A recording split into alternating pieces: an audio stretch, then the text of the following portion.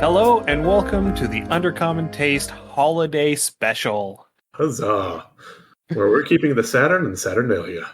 I'm Ian Woodworth. I'm joined by my co-host James Daly, and we have two special guests here to play Kids on Bikes with us tonight.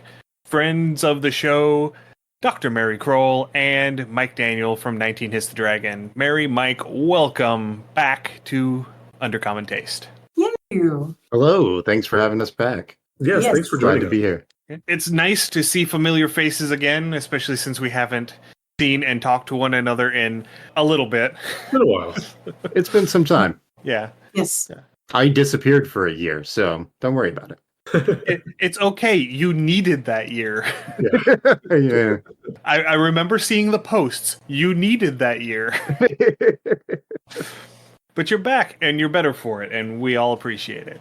So as I said, tonight we are playing Kids on Bikes, or at least we're going to try and play Kids on Bikes. This is all of our first times playing Kids on Bikes, so luckily it is a very rules-light system, so I think we'll be able to pick it up pretty quickly and get into the game. Yeah, Kids on Bikes, it is good. If you want to go back, it was an episode, I think we're 4 episodes back now, where we covered kind of the basic rules and setup. As we're moving forward, we are trying to explore some more indie games and other game options other than just D&D, especially as they move more towards AI, unfortunately, and things like that, where we're trying to give new artists, new creators more voice. And so this is a really good system that I enjoy, and I think this has a lot of potential for playability.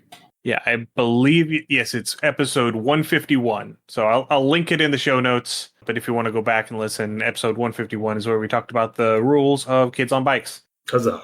All right, so let's go ahead and get started. So who would like to be the first person to introduce their character tonight? So I'll go ahead and I'll introduce Josh. Josh is 13. Josh's fear is bugs and spiders. Josh is a wannabe. Josh, being 13 years old and, tired of being told what to do, tired of being talked down to, really, really wants to be an adult and feels adultish. He is coming into his own, and he is no longer a child, by gone it. And so he has kind of adopted that, Tim Burton-esque Hot Topic goth mentality, kind of dissociating, detaching from everything, kind of cynical and poo-pooing anything he deems as childish. It's beneath him now. Is he turning into a mall ninja? Yeah, kind of. You dare to bring a mall ninja into my game? Showers are optional. Showers are optional. Maybe some clove cigarettes in a couple more years. Yeah. All right. I guess I can hop in next. Yeah. So I'll be playing Shane. He is 15. He is afraid of the dark, but very embarrassed about that. So probably nobody else knows. He's really good at being cool under pressure, so keeps it all inside. But he is blunt and reckless. He's a loner weirdo is the playbook that I went with for this. So he kind of keeps to the outside of a lot of the popular society, so to speak. Big fan of 90s metal and rock. His favorite band is Rage Against the Machine. It's the t-shirt that he's wearing right now. Has some torn jeans and kind of messy punk Billy Idol-esque hair. And probably a nice warm plaid flannel as well. But yeah, rebellious, cool under pressure, and pretty lucky. And his whole goal is to protect his younger sister, I guess is what we're going with. So I'll hand that over to Mary.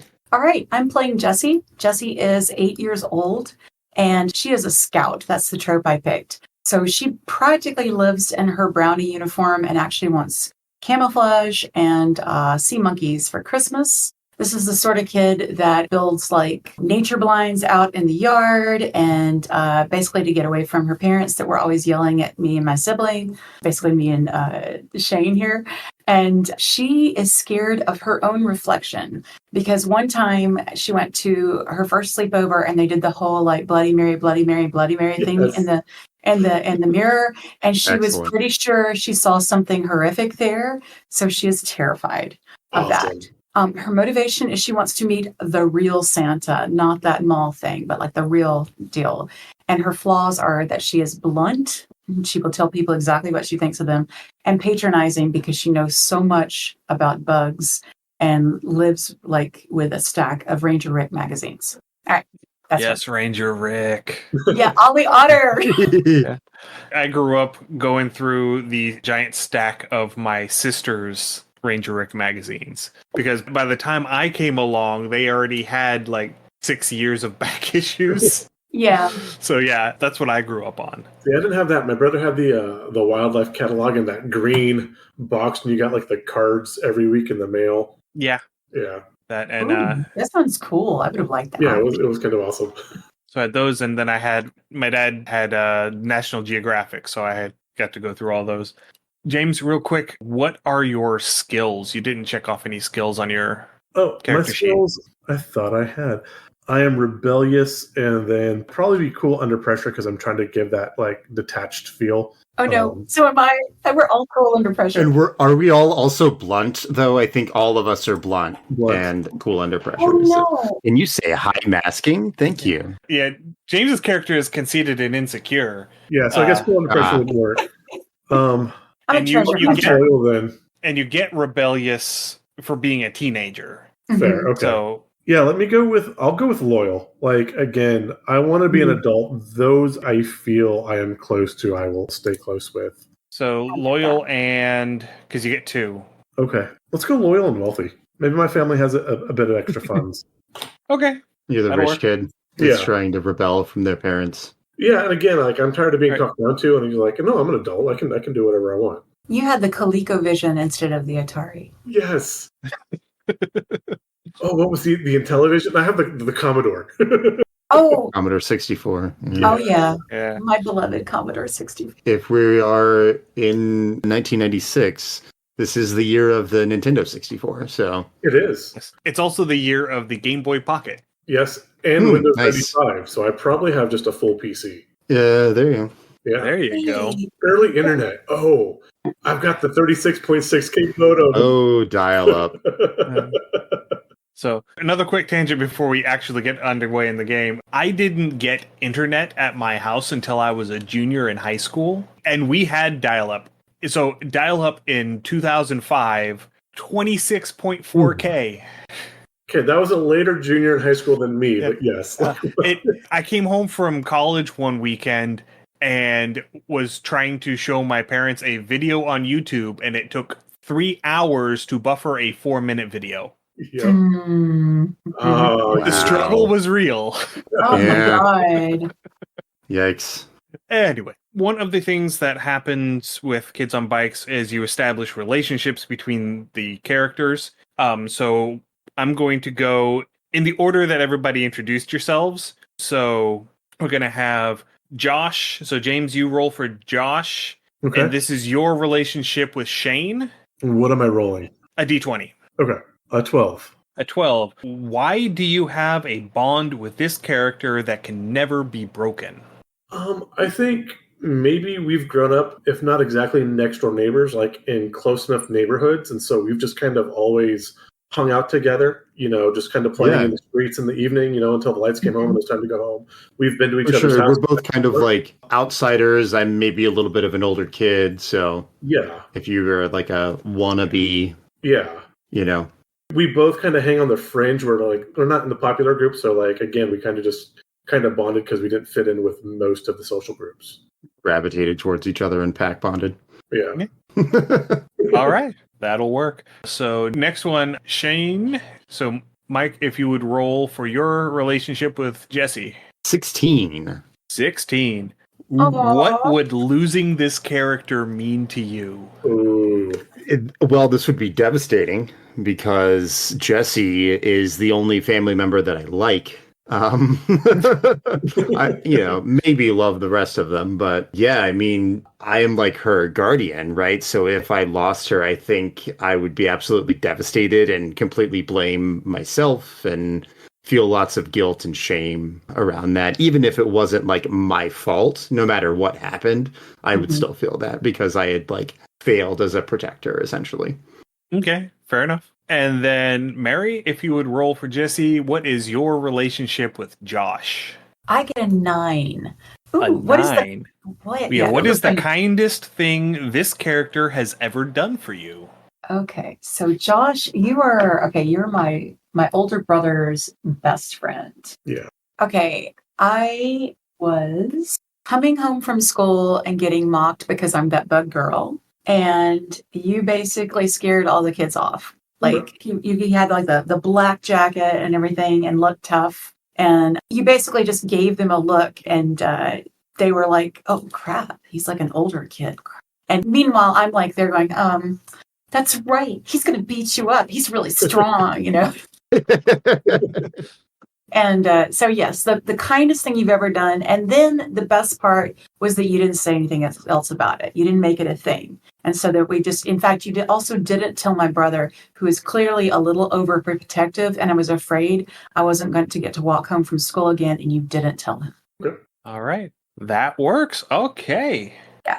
So, one last thing, just to establish our setting a little bit. James, what is the name of the town that we're going to be playing in today? Oh, crap. You make me name things. Sure. Bracing myself to have to name something as well. Yeah. No, me too. I'm like, oh, God, here it goes. Let's go with Dawnsworth. Dawnsworth? Worth. Oh, I'm going to take notes now. I'm not going to remember that. All right. All right. Mike, what state is Dawnsworth in? I was muted and trying to talk. Okay, I typed kids on Dawnsworth. That was not helpful. We're doing great tonight, y'all. We're doing great. Impeccable. Impeccable gaming. So Dawnsworth, I'm going to say Dawnsworth is in Colorado. Colorado? Okay. That was my first instinct. So A let's bit do cold, but okay. That'll work. And Mary, what is Dawnsworth, Colorado famous for? Is it an industry? Is it a celebrity? Is it some event? Is it some location? Okay, let's say there's an astronaut that's from Dawnsworth and comes back once a year and like hands out NASA hats and buttons and stuff like that. And like, you're cool if you have one and you're not if you don't. Okay. All right. That'll work. I like it. So, welcome to Dawnsworth, Colorado. We are in the week leading up to winter break. This is the last week of school for the fall semester.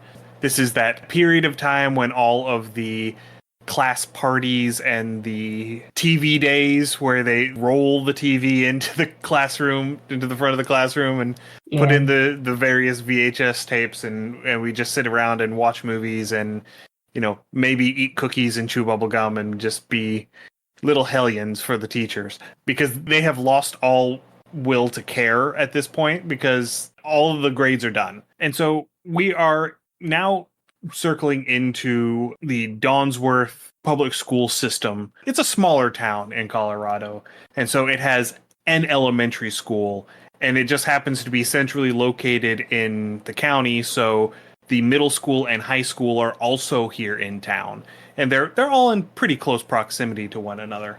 So one of the things that is going on right now, one of the big rumor mill stories, one of the big urban legends that has started to really bounce around the schools is in regards to the new mall Santa. Because ever since the mall opened here in Dawnsworth, they have always hired Mr. Tom Flannery to be the mall Santa. He is the mall Santa. I mean, he is Santa 365 days a year.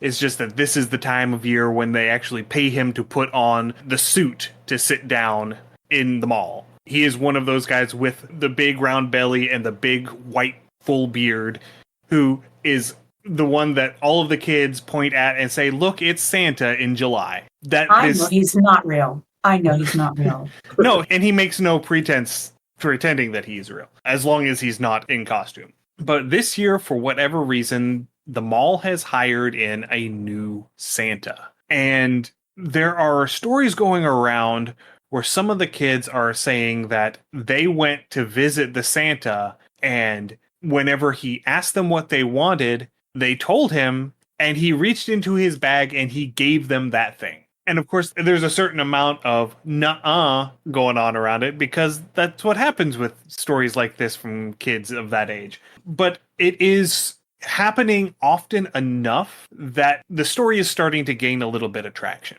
Another element that is going on is there are certain kids who have stopped coming to school. One of them happens to be a kid named Sid McCormick. Sid is in your home class, Josh.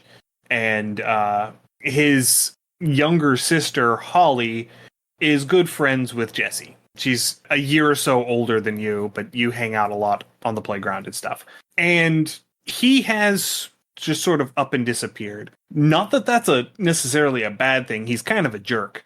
But it's odd because he's disappeared, but Holly doesn't seem bothered at all by the fact that he's gone. And the more you look around, the more you see, these troublemakers, these rabble-rousers, these bullies that are in the schools that are just not showing up to class this last week of school, when truancy is just commonplace anyway. You're noticing that not a lot of people are acknowledging that they are gone. And so that is where we are starting off. That is the mystery. It's like, what's happening with these kids?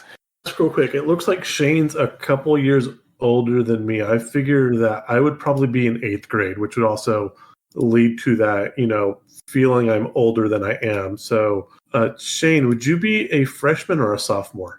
I think I would be a freshman. Okay. All right. So then you would both be in the middle school. Josh would have just showed up in the middle school. No, I'd be heading out of middle school, 8th grade, and then freshman would be high school. Yeah, it depends on where you are in the country. But I think in Colorado, 9th grade is high school. Okay, yeah. If I remember correctly. My school system, the high school started in 9th grade. Yes. Here in the city, high school starts in 10th grade. That's weird. Interesting. When I grew up in Texas, it was the same way in West Texas. So, So it's, so just for convenience sake, I'm going to say that you're both in middle school. Okay, that works. Because that puts you in the same building. Perfect. And then Jessie is probably 3rd grade, 8 years old, 3rd grade. Yeah, so thereabouts. All right. Yeah, I actually looked that up. That's why she gets to be in a brownie uniform. Okay. Yeah, because she's not quite old enough to be a full Girl Scout yet. No. All right, so let's say we are coming up on the end of the school day. Let's just make this easy. This is the Friday before winter break, and it is 11:45. The bell is about to ring to dismiss everybody for winter break. Okay. And we walk home, I guess, because Yes. Jessie said we walk home so we don't take the bus. So, I guess we're all kind of gathering up, getting ready for dismissal. Mm-hmm. Looking around, and I ask you two if you guys are planning to going to the mall just like before Christmas, or you guys will look at decorations or anything like that. Just kind of trying to figure out what your plans for the time off of school is, because again, we tend to hang out after hours anyway. So No, we're waiting for the bell though, so we're all kind of in separate rooms, right? Or are we in that? Oh wait, are we all watching that television? yeah, I figured. Again, so all our school things. I was thinking if we're in that kind of area where they have all the students gathered and they send groups to the buses. Yeah. The Cafe Gymnatorium. Yes, the Cafe Gymnatorium. This is a small town. They don't have the funds for a school big enough to do, everything in separate rooms. Yeah. And this could be, again, borrowing off of when I was growing up, the middle school and the high school were opposite ends of the same building with the cafeteria in the middle. So we could say here that the elementary school and the middle school are opposite ends of the same building and they share a cafeteria. And we are all congregating in the cafeteria waiting for the kids who ride the buses to get dismissed to the bus line, and parents in the carpool line to start pulling up and all of that. And then there's us, the latchkey kids. Yeah. Yep. Hey. Perfect. And at this point in the 90s, it's becoming less common to have latchkey kids, but it is still very much a thing. Are you still? So, you asked what we're doing. Yeah, I'm asking if you guys are planning on going to the mall, or if you're doing anything, the week before Christmas. I'm probably excited about going home and getting a Hot Pocket, or maybe some. Oh no, the pizza rolls. Yeah. Yeah. Tino's. Single bites. Yeah, I'm gonna go and turn on the I'll turn on the oven and get some a mall. Mom, see the Santa. He might be real. Santa's just so they can Yeah, sell toys to kids. I gotta take Jessie down there. There's no stopping her, so we might as well just make it a thing. We can hang out in the food We'll court. probably stop by the light display on the way. I'm sure there's small towns often have like that one like street, right? Yeah. That's always all lit up. So Yeah, I mean, we can check out the lights. Yeah, I mean, but Santa, I mean, they're just trying to sell you toys, Jesse. Come on. No, you don't understand. If you are really good and you really believe and you say please and thank you and you feed the cardinals in the back.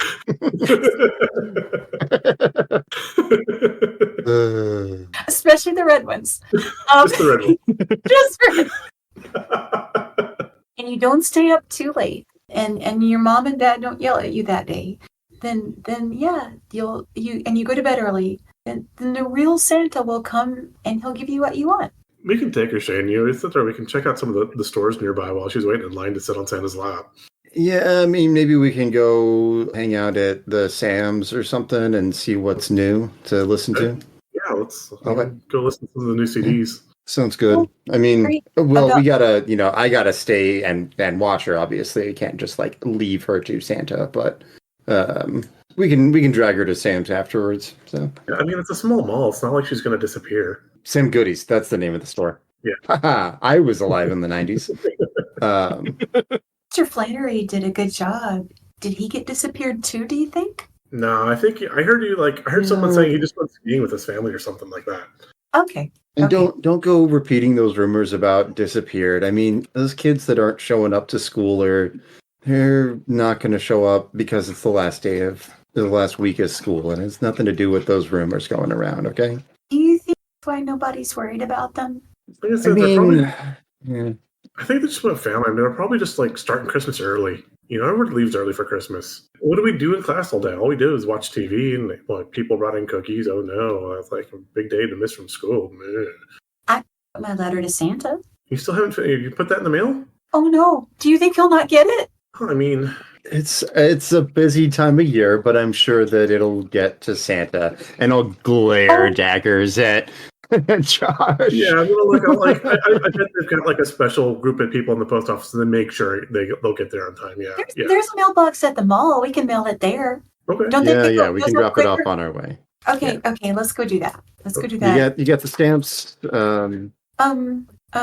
We can get them on the way. It's fine. I still got some. Are you sure? Yeah, I got some scratch from the paper delivery that I do, so it's But fine. as Santa, if I draw a picture of a stamp, it'll still get there, right?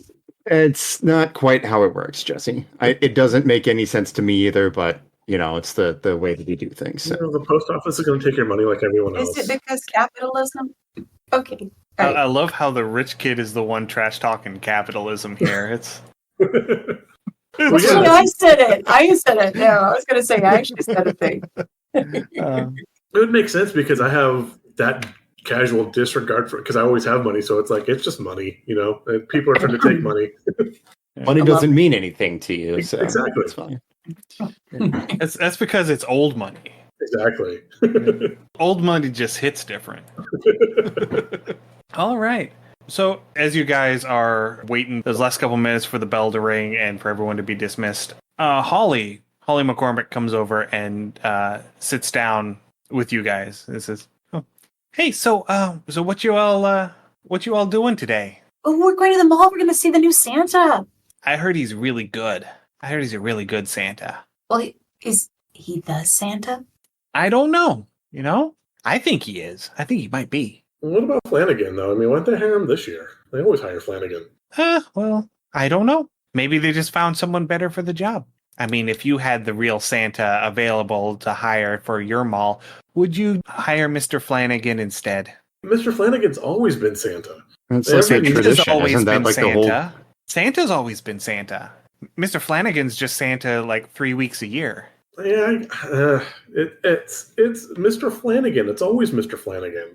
And why is this Santa going to be different than Mr. Flanagan? It's just, Mr. Flanagan's just a guy in a Santa suit. I mean, he can be a nice guy, that's sure, but he's just a guy in a Santa suit. Well, Probably the Holly, same have for you met whoever him? it is that they hired, too. Being honest, so sorry, Jesse, were you saying something? Was Holly, have you met the new mall Santa? Yeah. What did you ask him for? Well, I can't tell you because it's a secret. Okay, so Jessie has a look on her face because she's thinking, did Holly ask him to disappear her brother? That's what, you know what? Jessie just says, all right, I can't hold back. I got to know. Did you ask him to disappear your brother? I got to know. Did I ask him to disappear my brother? No. Why would I ask him to disappear my brother? Yeah, I look at Go I ask him on. like, who Yeah, asked Jesse, you something can't just like that? ask people questions like that. You know, I just did. I mean, that's kind of weird, Jess. That's like asking an Easter Bunny to push someone in front of a bus. You just don't do that. Called me weird again.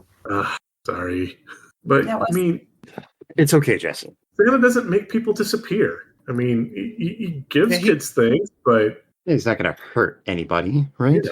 I mean, he's not like a Crampy? I forget, a Kroompa? Krampus. Crampy? Yeah, he's not one of Krampus. them. It's Santa Claus, not that guy. He has a bag. Fair. Krampus has a bag, Yeah, too. but That's what Santa I doesn't- mean. put kids in Santa bags, Krampus? though. Although, What? no, I mean, Shane, what? thinking What? that if maybe this guy's not Santa, maybe he is Krampus. Holly, did your brother go with you to see Santa? He went later. Ah, I think he was But he going to went? ask for... Yeah, he went. okay. He went with Riley and Brandon and Josh. Other Josh. And What did, did they ask for? And as she lists off these names, this quartet of boys, they are All missing. all troublemakers, and they have all been skipping school gotcha. for the last few days. Well, I mean, at least that's like less people putting like ketchup in our seats and stuff, so it's going to make a mess everywhere. True. But That's Sid's a butthead. yeah, they probably asked for like extra week out of school, knowing them. Kind of curious to see what this bag of stuff looks like, though. Apparently, like, you can pull out like a bunch of weird stuff out of it, and I'm sure it's kids talking to their parents, and the parents are like telling Santa, their parents are putting gifts, but I don't know. Oh, just, yeah, like, that's... I kind of want to see some weird stuff come out of this bag, maybe. I mean, obviously it's fake, obviously, but There's got to be like, some kind of trick to it, though, right? yeah, I That want we to see him can- pull like a bike out of there or something. That'd be kind of neat, just like Yeah. a magic trick or something, I knew you believed deep down inside, Josh. It's not. It's again, we know it's fake, but it's like like David Copperfield, making the Statue of Liberty Quit saying disappear. he's fake. You'll hurt his feelings. He's not even here. It's fine. Yeah, He well, sees can't you hear when us. you're sleeping. He knows when you're awake. You don't find Mhm. that weird that some weird random bearded guy is watching you when you sleep? I mean, do that sounds creepy actually. by itself. I do, but I'm a good kid, so it'll be okay. Okay, but yeah, I kind of want to see what kind of magic trick. Maybe it's got some rabbits in that bag. And like, pull it up, like, Yeah, let's go check it out. all right, yeah, All let's right. go. Yeah, let's go to the mall. Okay. And so the bell Hey, Holly, rings. wait, I say, hey, Holly, do you want to go with us? I've got to go home after school today. Sorry. But Okay. hey, maybe I can meet you guys there later this afternoon if you guys are still there. Oh, that would be so cool. Yes, please. Yeah.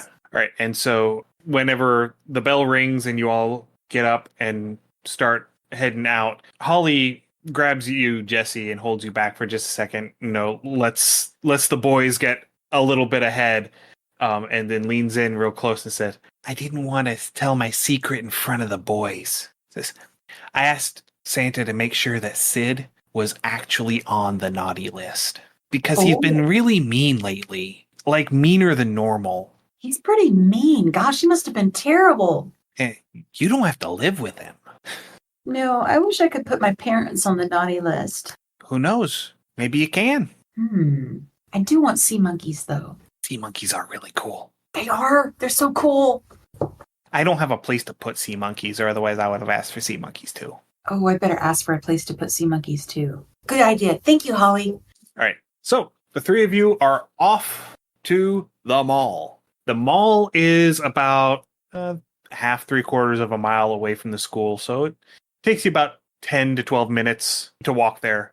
We walk? You walk. We don't bike? We don't I have a bike? skateboard. I mean, It is kids on bikes. It is kids on bikes. I mean, if you have a bike, you are perfectly welcome to bike to the mall instead. I'm on my Probably little have bike. bikes. Yeah, I've got a bike. for the theme of the game, we bike. that So 2 bikes and a skateboard. works. Yeah. Yes. All right. So we'll cut a couple minutes off of that time. It's really cold. Yeah. It's Colorado. December in Colorado. It is. You're lucky if it's single digits. Yeah, You're even luckier if there's not a minus in front of it. fair. So yeah, you guys head off to the mall, and the parking lot is absolutely jam-packed Oh God, I remember this. because this is like December 21st. So this is that last rush for Christmas presents. Yeah. And this All is the a time parents when spending their paychecks, Yeah. Christmas paychecks. and it is Friday, so a lot of people got paid today. Yep. So Okay. there is a lot of traffic here in the mall, which seems a little bit odd given the time of day. You would expect that a lot of these people would still be at work because it's 1 o'clock, almost 1 o'clock in the afternoon. Actually, not even. It's almost 12:30 because Okay. the bell rang at noon to dismiss. Could be a lot of So- people on lunch break too, though. So That is true. That is true. And this is a time when people still got hour lunch breaks. the distant past. Very distant past. Yes. So, I mean, I'm sure the parking lot's full, but I'm guessing they have those like old bike racks up closer to the doors.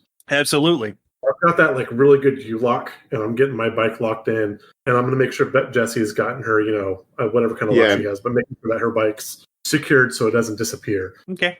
Yeah, it takes you a little bit of time to find open spots in the bike rack Okay. because it seems like lots of other kids had the same idea of coming to the mall after their half day of school. Mhm. So there are a bunch of bikes chained up in the bike rack right now. But you are able to find one bike rack that had 2 open spots on it. They're not next to each other, but they're both in the same rack. So you're able to park them in together. Do I see Sid's bike there?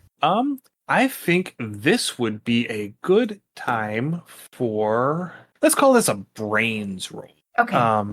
Because And I'm you're trying to identify a familiar looking bike. Okay. I'm going to do a brains roll. Here we go. And you got a D20, so I do, but I did not roll great.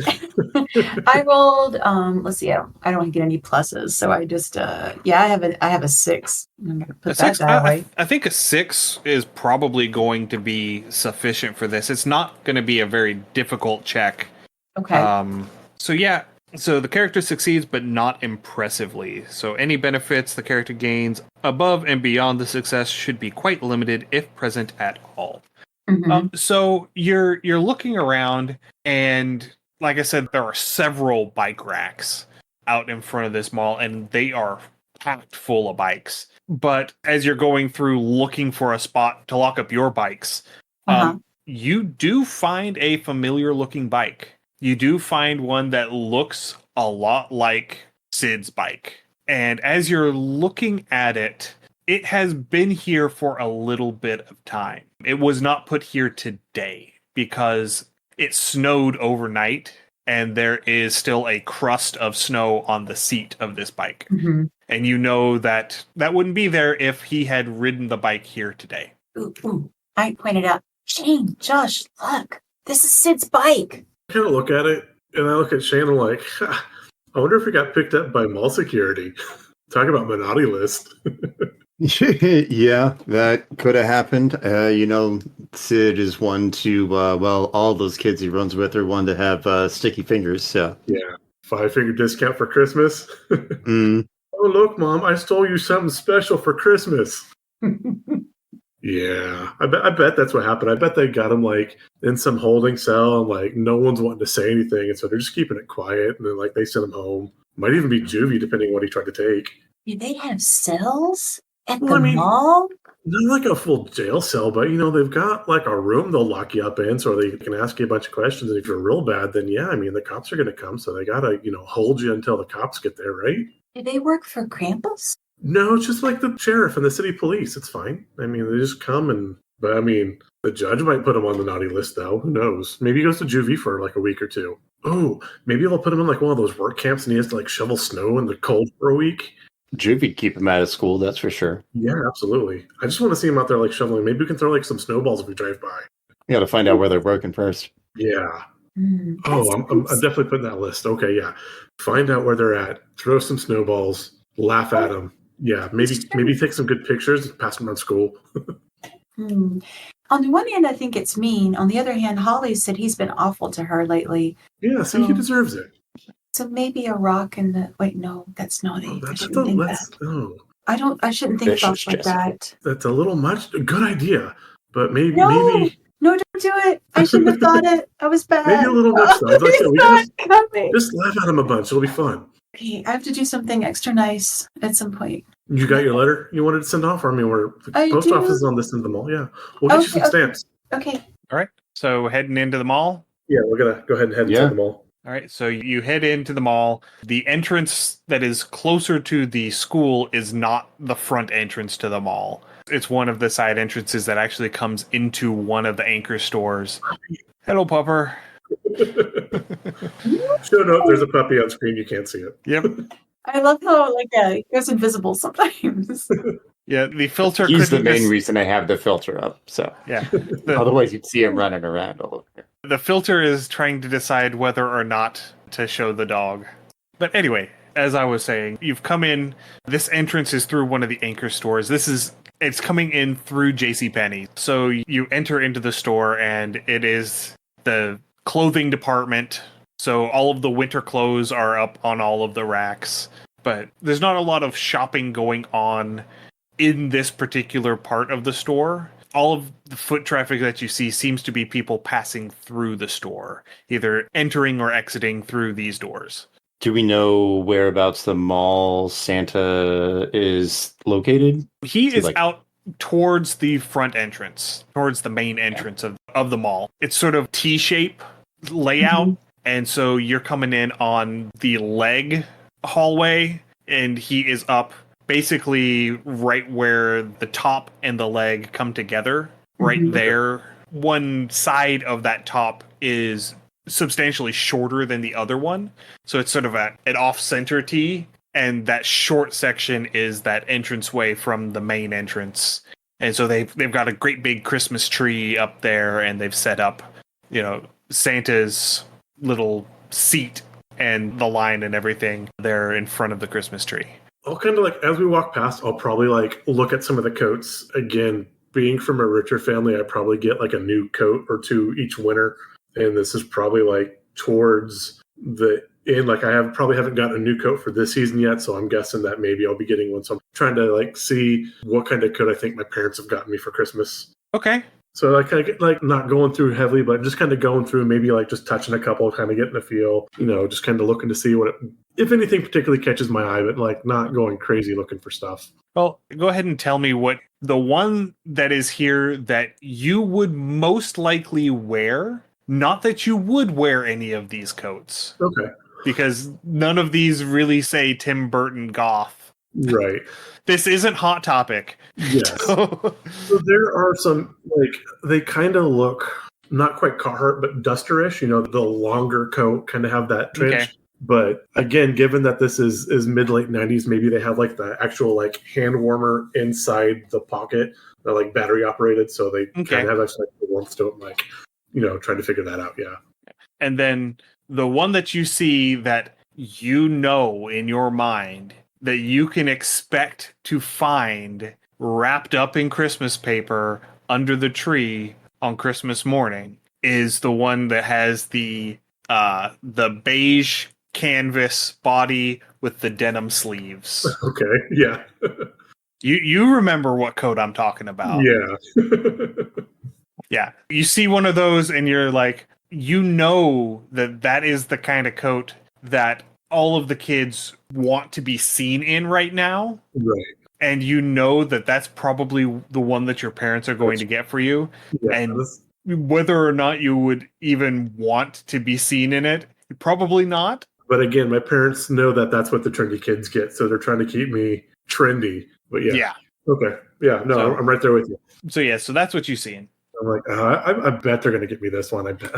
You'd think living with them, they'd know me better, but I guarantee you I'm going to have this on Christmas. Yeah, I mean, at least your parents are getting you something that they think you want. So Yeah, It looks worn. I mean, yeah, but I mean, it looks like everyone else is going to have the same coat. May as well dress in a uniform. All right, so there isn't an actual post office here in the mall, but there is, what is it, Packages Plus, that store where you went and mailed oversized packages. Yeah. Okay. There is one of those. There's a couple storefronts down from the JCPenney's once you enter into the main hallway. Okay. And you're pretty sure that you can pick up stamps there if you need them. They probably have like one of those post office, like the boxes, the blue boxes, mail drop. That's the word I was looking for. They also that's have a what I mail want. drop, yeah. Now, did they have? I don't know if you guys recall. They used to have it was almost like the gumball machines, but you could do like single stamps. Yeah, like, that's you what I was push the thing wondering. and, like the ticket things. Yeah. Our post office used to have them, and they got rid of them. And I'm like, Oh. well, yeah. So And looking up really quick. Much stamps cost in the 1996.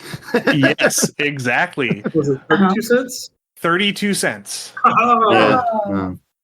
Yeah. From January 1st, 1995 to January 10th, 1999. So yeah, 32 cents. So I bet the little thing, maybe the little feed machine probably was 50 cents. Probably have to like put 50 cents in to get a single stamp out. Just 2 quarters. I mean, you can just go up to the counter and Buy some stamps. Yeah, we could do buy that. a stamp. You know, you can buy a single stamp. I don't know if Jesse has any money.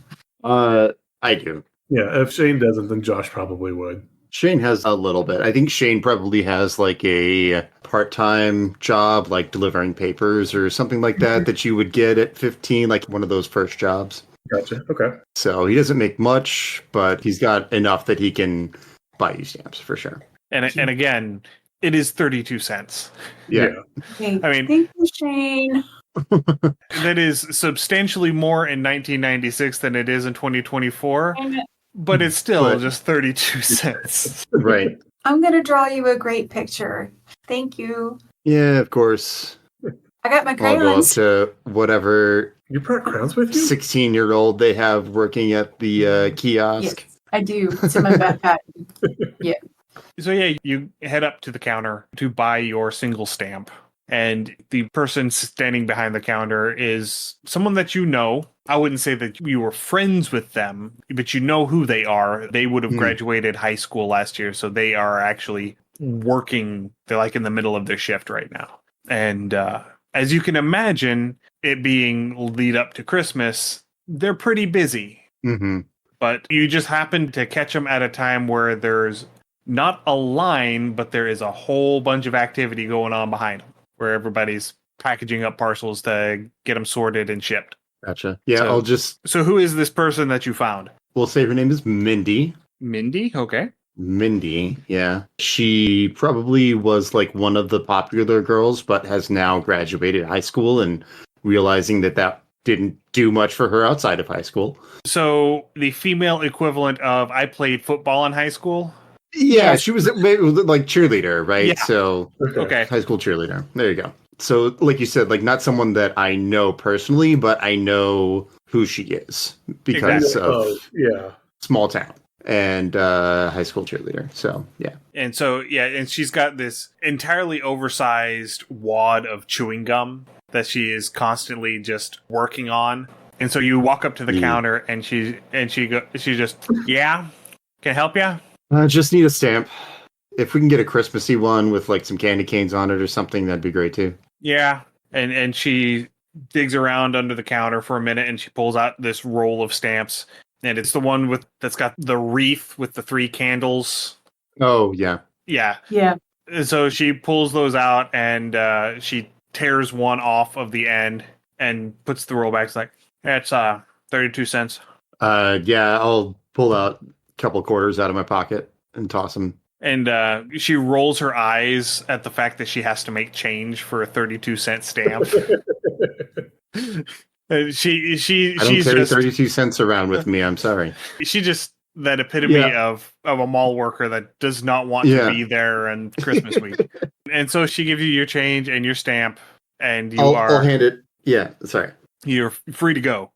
Yeah, I was just gonna say I'll hand it off to Jesse and just kind of ask Mindy. Seems pretty busy. A lot of people out here during the middle of the day trying to see the Santa Claus or something, or what's going on? Yeah, that's what I'm hearing. You heard anything? You heard anything else about him? Just that some of the store owners are not real happy about him, you know. Oh, really?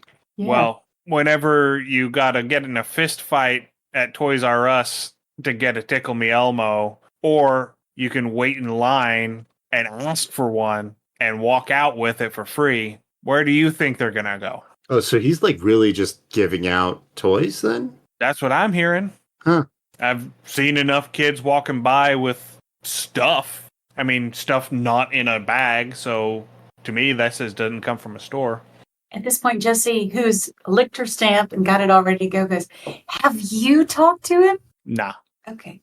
Jesse goes off to go find the mailbox while Yeah. they're talking. Yeah, and it's not so much a mail box as it is a mail slot. Okay. It's just on the outside of the store.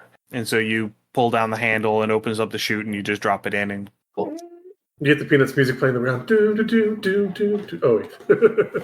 Right. That's her. I mean, that's what she did. so your letter to Santa has been successfully sent off. Mm-hmm. Yay. I'm probably getting hungry at this point, and I'm assuming because I looked up and Cinnabon was a thing at this point too. And again, I was expecting pizza rolls, so we decided to go to the mall. So I'm probably like, post school Snackish. hungry. Yeah, so yeah, that's drawn by the smell of pizza and or cinnamon rolls. And Okay. also, like, I'm probably enjoying the Christmas decorations, but doing my best to look like I'm not looking at them. But like, again, that little kid in me is still like, yeah, Christmas decorations. But I'm like, I'm too old for Christmas, but decorations. Yeah, I'll swing by Jessie and like kind of grab her hand and tag her along. Say, all right, Josh is heading out. Let's go. Oh, okay. Got your letter mailed? I did. Thank you Okay. so much. Of course. All right. So as you're heading up, because you have to head up to the intersection where the Christmas tree and Santa are in order to hang a left to go down to the food court, you notice that this line is huge. Like, it has spilled out well beyond all of the ropes that they have. They have clearly pulled in additional ropes from other places. They've taken all the ones from the movie theater, because you can tell because they're a different color, and they have extended the line as far as they can. And as you get up to that intersection, you see that it extends out the main entrance, out into the parking lot. Oh, jeez. I look Jesse, at, I don't know. Never gonna get to talk to him at the yeah, I look at Shane and Jesse like, wow, that's like an amusement park line. Like, is there like a 3-hour wait? Yeah, we're going to be waiting hours if we want to get you in line, Jesse. Josh, you want to go hit up Cinnabon? We'll try and find the end of the line, I guess. Yeah, do you guys It's want going anything? outside. It's going to be cold out there. And see here, can we just go ahead and let's just go ahead and get a brains check from everybody. Let's just see if you see something. Sweet. All right, I got a D8. We'll use whoever has the highest roll for I got a this. 5. I also got a 5. I got a 13. 13. Nice. Well, this makes like- sense because Jesse is the one who is looking forward to seeing Santa. He's invested. So, as the boys are distracted by the smells of food, Jesse sees the sign that says that Santa is on break and will be back at 1 o'clock. And as you look at the clock, it is now about 12:40. So he's on break. He will be back in 20 minutes. Part of the reason why the line is so long is because it is currently not moving at all because Santa isn't here. So I point out the sign to Shane and to Josh and go, he's on a break anyway. Let's go get some Cinnabon. Maybe he's getting something to eat. Maybe he's using the restroom. I was Might be just able to going get to him say, down I know that we're trying to keep you on the nice list, but maybe we can find Santa on break and you can ask for what you want then, so we don't have to stand in line. It's not cutting in line, right? Yeah. We're finding him on break. I mean, you don't really need the picture, do you? You just want to talk to Santa, right? See if you can- I just really want to talk. I want to see if it's really Santa this time and not just Mr. Flanagan. Well, let's start by checking out the Larry, food court, Larry. seeing if he's there, and then Okay. we can go from there. Okay. You head down into the food court. Cinnabon is about halfway down. And right before you get to Cinnabon is the Great American Cookie Company. Jeez. And, Also smelling great. and you see Serious nostalgia right now. I know. and you see somebody who looks just like Santa at Great American Cookie Company. Oh my gosh. Are you sure you would rather have a cookie, Josh? You want a I don't know, cookie, yeah, right? I can do a cookie, I guess. Yeah.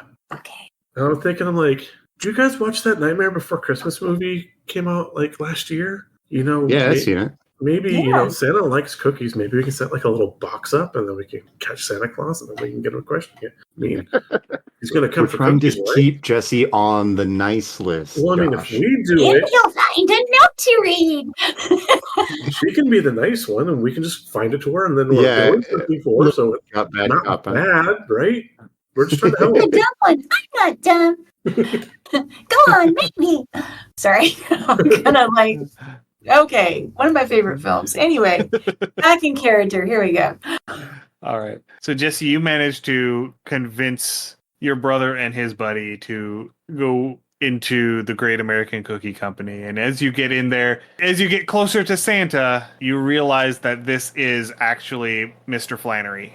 Like I said, he is Santa in appearance. Is he dressed in the Santa outfit as well? He is not dressed in the costume, no. But he does have, because it's on brand for him, he does have a big, like, red poofy coat that he is wearing. And he has a red knit cap. It's not quite the Santa cap with the tassel on the end of it. And, wears the big shiny black boots. He dresses like Santa even when he's not in the official getup of a Santa. So it is an easy mistake to make. So I'll walk up with Josh and Jesse, and I'm like, "Hey, Mr. Flannery, we know you're Santa's helper, but have you seen Santa around?" I think they said he went on break. I mean, about 10 minutes ago. Yeah, I figured maybe if he was on break, maybe you saw where he was going. Where'd you go on break when you took break? Well, I mean, there's a break room back in the hallways, for staff and stuff. That's where we always went. Could we sneak in? Now, why would you want to sneak in? Well, I mean, have you seen the line to see Santa? It's huge. Yeah, I wish I could have drawn that kind of a crowd. Well, I mean, you were always a good Santa, but You were a maybe very Santa, Mr. Flannery. You faked it really well. Thank you, Jesse. That's very kind of you. what if we were bringing Santa some cookies? Do you think they'd let us back? Make me a charm roll on that one. Oh, that's gonna be terrible. Or Six. maybe if you roll a 6, then that means that the die explodes. Yeah. So you get okay. to roll it again. A 6 and a 2. So an 8 total. Okay, I'll take it. All right. Yeah. He thinks about that for a minute. He's like, I can think of crazier things. I mean, at the end of the day, I'm not the one that you have to get past to go back there. There is, security at the door to keep just the common shoppers from wandering back there. They've had to step it up this year because, well, who the Santa is. So I'm sitting there and I've got my wheels turning, and I know traditionally, Santa drinks cookies and milk, but I also know these are adults, and so maybe cookies and a couple cups of coffee, one to give to the security guard, and maybe some coffee to take to Santa, as well as some, again, fresh cookies, because fresh cookies are fresh cookies. Okay. Yeah. So I asked Josh and Jessica, or ask Shane. You ask yourself. Yeah. I've been wondering about that. Monologue. I asked Shane and Jessica, I'm like, what do you think? Some fresh cookies? What kind of cookies should we get? I don't know. Jesse, what kind of cookies does Santa like? She takes a moment and thinks. And she really decides it's like what her favorite cookie is. Yeah. She says, I think chocolate chip. Okay. Yes. Classic. Yep. It's very jejune of me. I read that book. I read that word once. So yeah, I'll go up and I'll ask for, a package of, I'll ask you guys what kind of cookies you want too. Chocolate chip? Chocolate chip. Yes. Shane? What kind of mumble snickerdoodle? Okay. So I go and I get like a dozen chocolate chip cookies, and I get two snickerdoodles and 2 chocolate chips, and then some oatmeal cookies for me, and then I also get 2 cups of coffee, and I kind of get it all bundled up. Okay. I think if we play our cards right, they might let us skip the line, and hey, we're bringing cookies to Santa. Santa loves cookies, right? Mm-hmm. He does. I have done my research. I'll just give Jesse a little pat on the head. She looks at you very earnestly and nods, like you're totally in all agreement with her. She loves that you approve of her. All right. So all of this together has taken you about 5 minutes. Okay. So you now have 15 minutes before Santa comes off break. We have to hurry. Yeah, let's go find the break room. Yeah, so we start kind of sauntering off that direction with our nice warm cookies. Now, I don't want fresh baked cookies now. Oh my god. There's insomnia cookies around. That's just trouble. All right. So you're heading off to the back hallways, or to find the back hallways. And you've been in this mall so many times throughout your childhoods. You know exactly where the no admittance door is that all of the staff are allowed to go through. And as you get there, you see that there are 2 security guards standing outside the door. So I walk up to the security guards and I've got cookies. And I'm like, Santa back there? What's it to you? Well, we got some cookies, and I figured, if you could tell if he was back there or not, and if he is, maybe, help us see him real quick. I've got some coffee and maybe a couple cookies for you guys too. All right, give me a charm roll on that one. It's like one of my This one. Well, then maybe you should let somebody else take the lead. Yeah, I was gonna say we might need another. Yeah, go for it. And, I have a D4, Ian, so. Wait, isn't there like a game mechanic in this where if we failed at a roll, because they like had 5s on their brain thing earlier? I was specifically wanting the highest roll of the 3 of you on that one. Oh, okay. So we still don't have any love there. Okay. Never mind. Not yet. Not yet. None for us. Yeah, maybe Jessica can play the guards a little bit better. So I will hand her the cookies and go talk to the guards. Maybe they'll let you back there. Oh, I just figured I was with you and you just shoved me forward. Okay. Yeah. I didn't know. It's like who could say no to that face? Right. I know she's a cute little kid. Yeah, I get a +1 to my roll, but I'm not great at charm either. Okay, so I'm like, hi. That's what I say to them first. I have coffee for you and some cookies. Is Santa back there? All right, go ahead and give me a charm roll on that one. Okay, let me see what I gotta. It's not the worst. D10. Was it D10? Thank you. I'm glad you're tracking this. Oh, that's much better. I have I gotta so say many 4. tabs open on my. Let's see how this goes for me. You roll a 1. I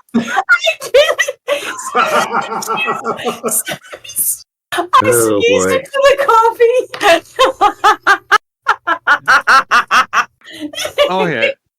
So the failure is bad, but not a disaster. There will be some short-term consequences that might lead to some immediate difficulties, but nothing that the character can't handle if they focus on them.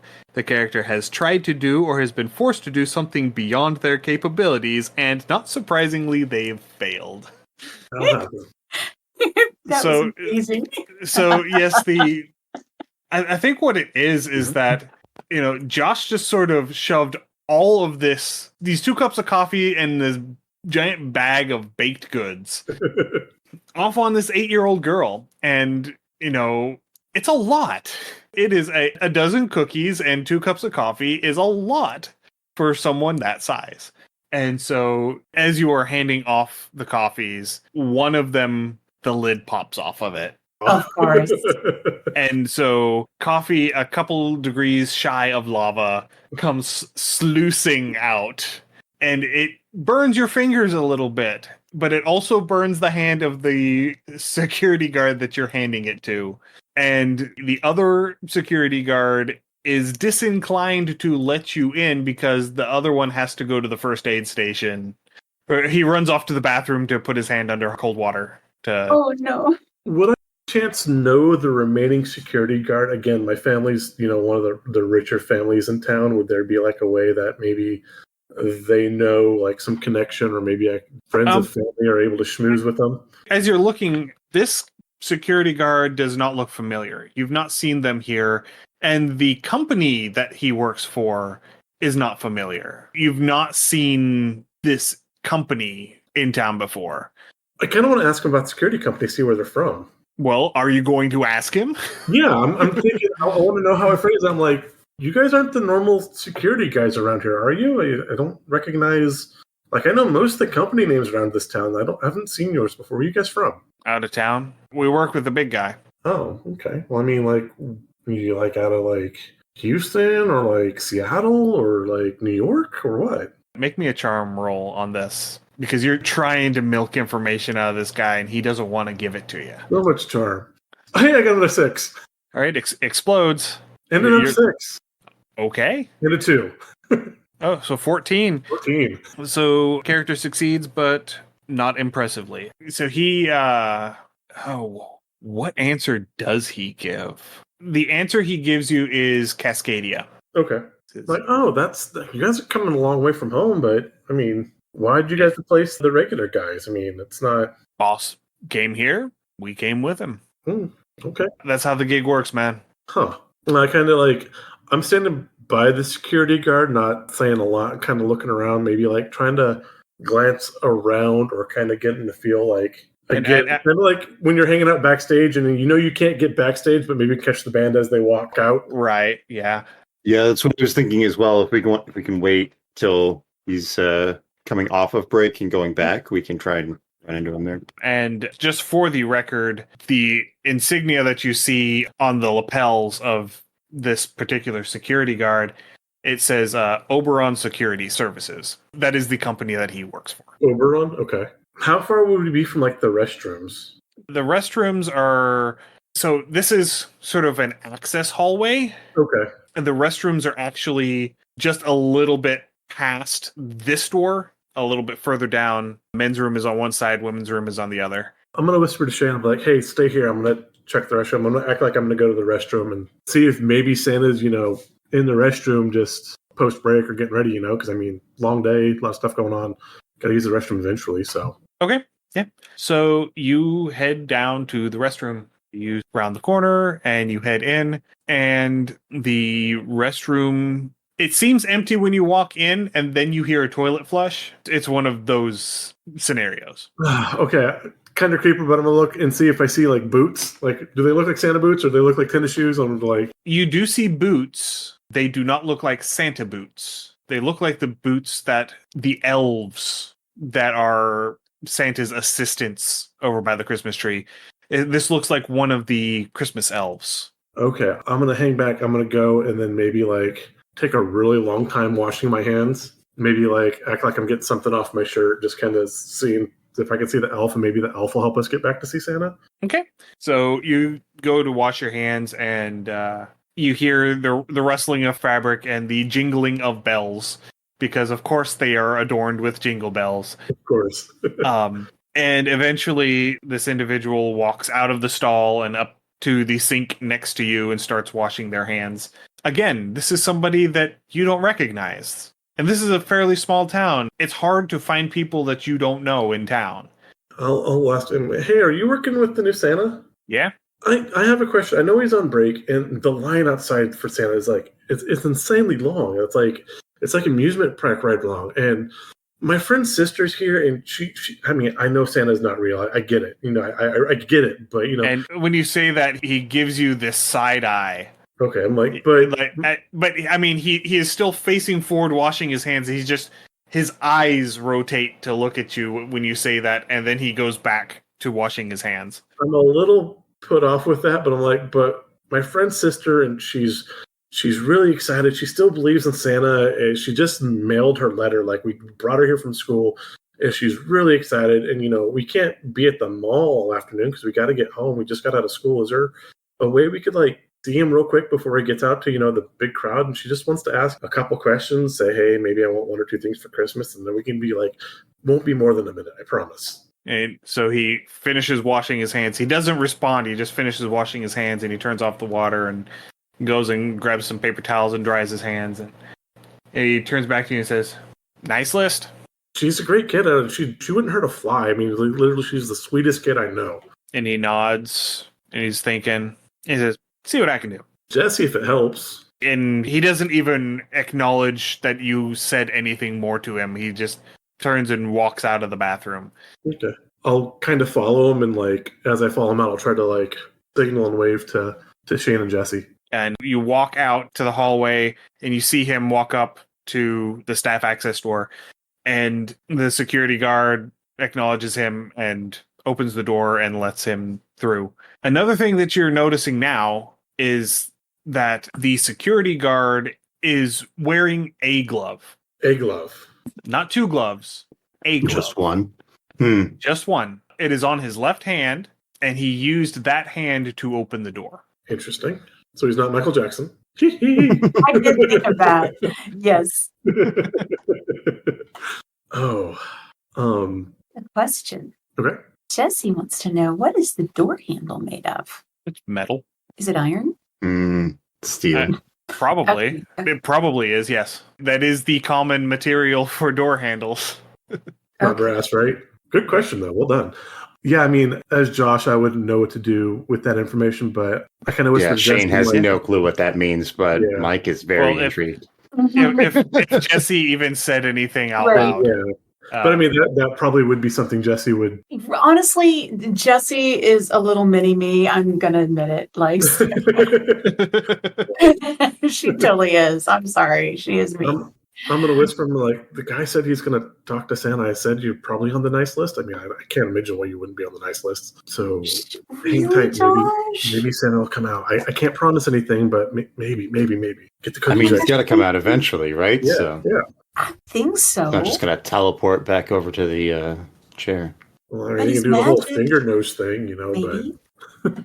So a couple minutes pass, and the security guard gets a bleep on his walkie-talkie, and he answers it, and it's clear that he has an earpiece, so you can only hear one side of the conversation. But he says, "Are you sure?" Okay. And he clips the walkie-talkie back on his belt, and he says, "All right, boss said you can come on back." And he opens the door. I'm like trying to talk, like stand very straight and very like a nice kid because I am a But nice just kid. like get the cookies. Oh, cookies. No coffee though. No coffee, just cookies. It's fine. Okay. And so, yeah, he opens the door, and it is that straight out, it's the back rooms. It has that fluorescent light and that White walls and beige Oh, interior. And this is industrial. Just put a coating on the walls and keep going. You may as well be describing like a scratchy sweater. This makes my skin crawl. yeah. It's not supposed to be a pleasant looking place. This is functional. This is not made for comfort. He says, just head back to that first intersection and hang a left. It'll be the first door on your right. It's going to say break room on the door. Can't miss it. Well, tell the guard thank you. I'm like, thanks, man. Yeah, Thank you. got it. Thank you. And he closes the door behind you. I'll let Jessie lead the way since she's the vested one in this. She's very just. I'm kind of excited to get the whole like backstage pass thing, so I'm kind of checking stuff out, but and I'm trying to act like I'm not excited, but I'm kind of getting amped up too.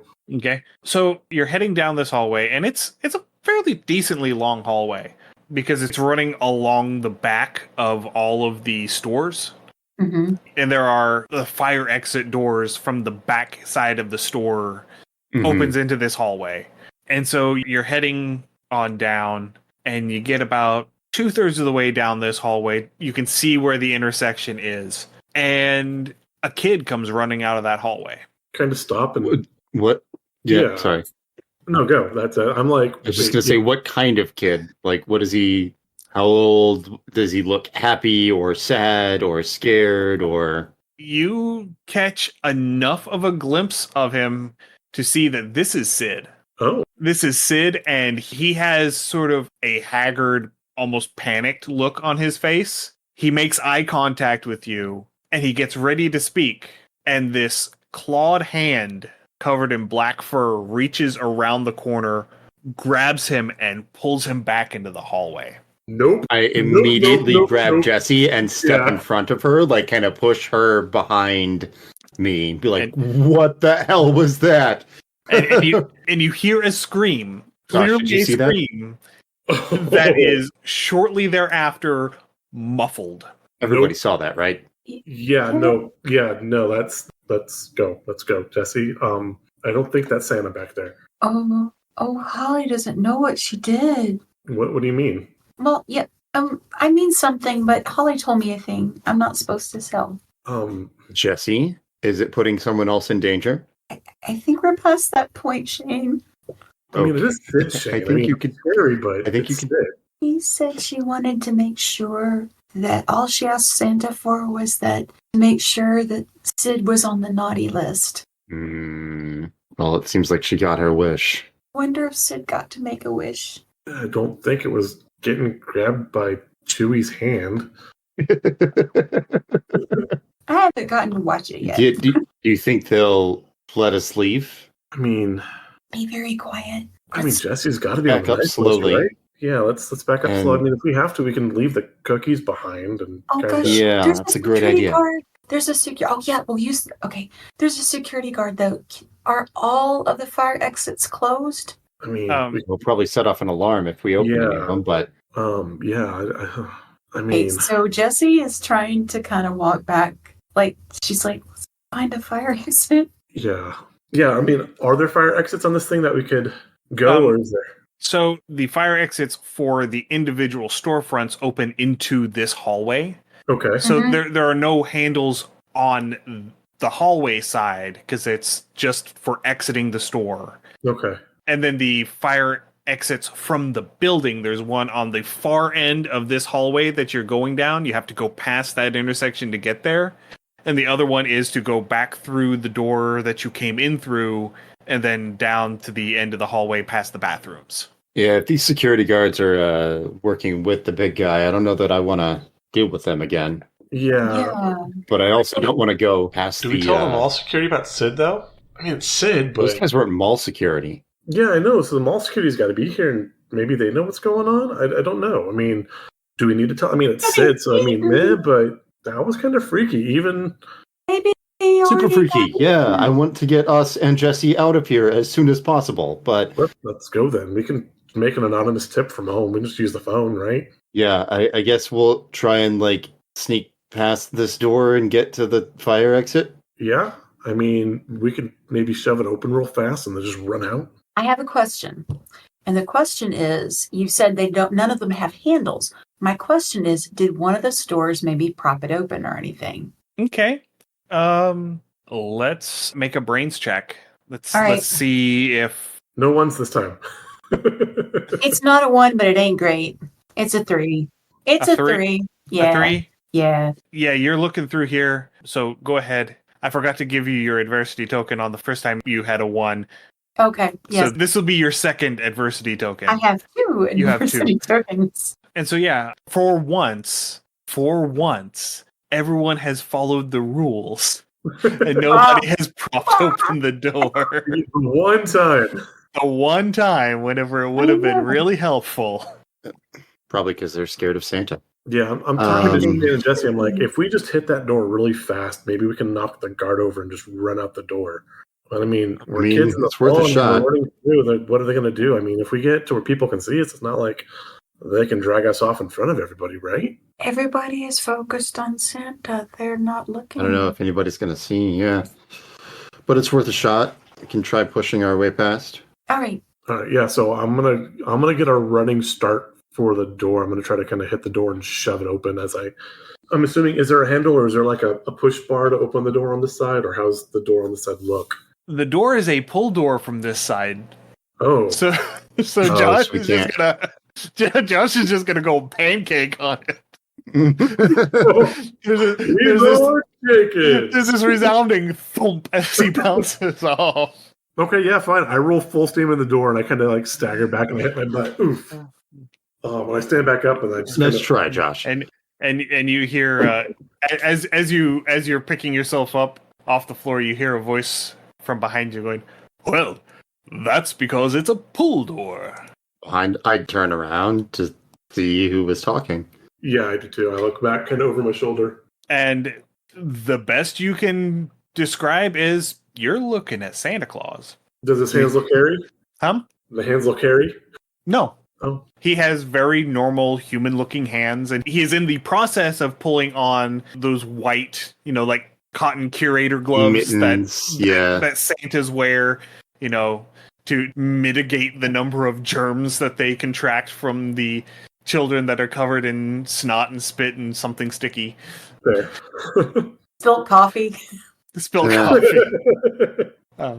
And so, yeah, I thought you were supposed to be coming back to visit me. I was expecting you to show up, and when you didn't, I decided to come and see where you were. Happened to the... We got a little turnaround. Yeah, where'd the other kid go? I'm sorry?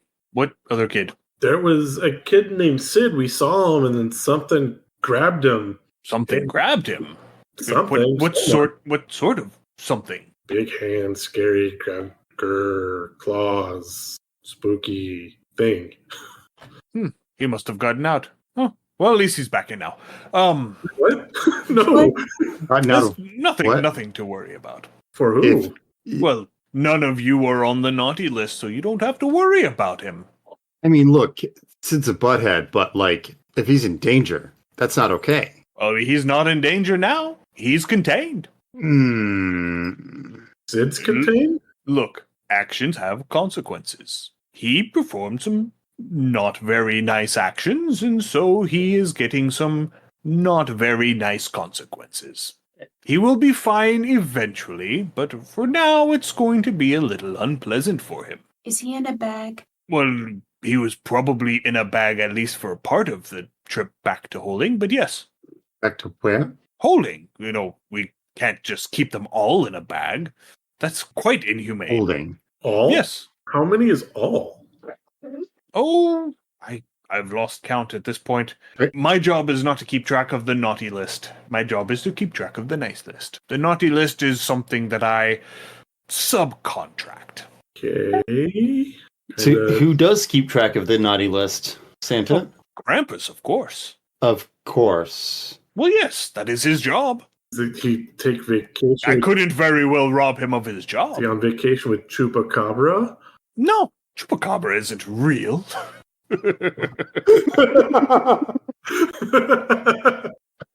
Fair. Of course. Look, Santa, we just came back here because my sister Jessie wanted a chance to talk to you. Yes, of course. Yes. We know you're very busy. We would just like to have that and get on our way as quickly as possible, Yeah, we're please. just gonna go. By all means. And so he pulls out a metal folding chair that you could swear was not there before. And he unfolds it and he sits down and he beckons Jessie to come on over to sit on his lap. Jessie is thinking, but she only fears mirrors, so this is probably fine. She's looking at him. Does he look like the real Santa to her? He looks like the Norman Rockwell Santa turned flesh. Okay, he is platonic form of He Santa. is, yes. He is the epitome of Santa. Coca-Cola Santa. So Jessie sits on his lap and says, "Hello, I am Hello, Jessie. Jessie. Yes, I know who you are.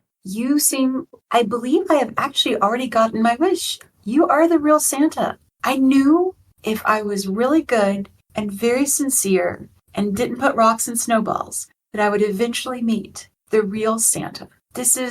I'm a little scared right now, I'm going to be honest with you. So I don't think I'm going to ask for the other things on my Christmas list. This was nice. You do get one thing from me. I do have to ration out the Christmas gifts. I can't give everyone everything that they ask for. I can only do one thing per person, but so what is I have to pick a thing. I mean, you don't have to. I would like some sea monkeys. You would like some sea monkeys. I would like some sea monkeys, yes. Let me get this straight. Mhm. You went through all of this Mhm. just to come here to ask me for sea monkeys. Well, no, I wanted to meet the real Santa, and I did. That's Well- amazing. You're a supernatural creature. And I and study and, and creatures. at that you see this little glint in his eye, like he's acknowledging that you're in on the trick with him. Mhm. And he says, "Well, let me ask you a little more directly. Do you want sea monkeys, or do you want to meet the real Santa?" Jesse's like, she looks at Shane. It's been a good run. Yes, I want to meet the real Santa. Okay, we can do that. We can absolutely do that. And Shane, I am ready to pounce, by the way. So well, you're gonna need to go ahead and pounce because Santa Not Santa makes eye contact with you. And you watch as both Santa and Jessie start to shimmer a little bit.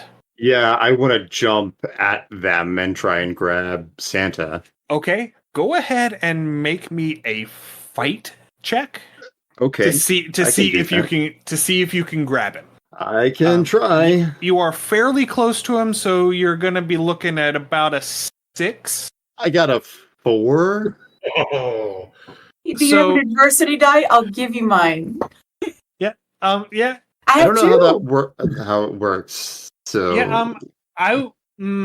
Yeah, because this would be more of a split decision thing. Because this isn't something that you can plan for. Because this is sort of something that just happens and he's reacting to it. So that's not really something where you can gift adversity tokens for. What is cool under pressure again? Like I picked it and then forgot what it was. yeah, I am lucky as well. I don't know if that has any mechanical benefits. You know what? With Lucky, because of the impact of this, because of the relationship question that we had at the beginning, I will straight up let you re-roll that with your Lucky. I don't know if there's actually any actually Mechanical yes benefit for.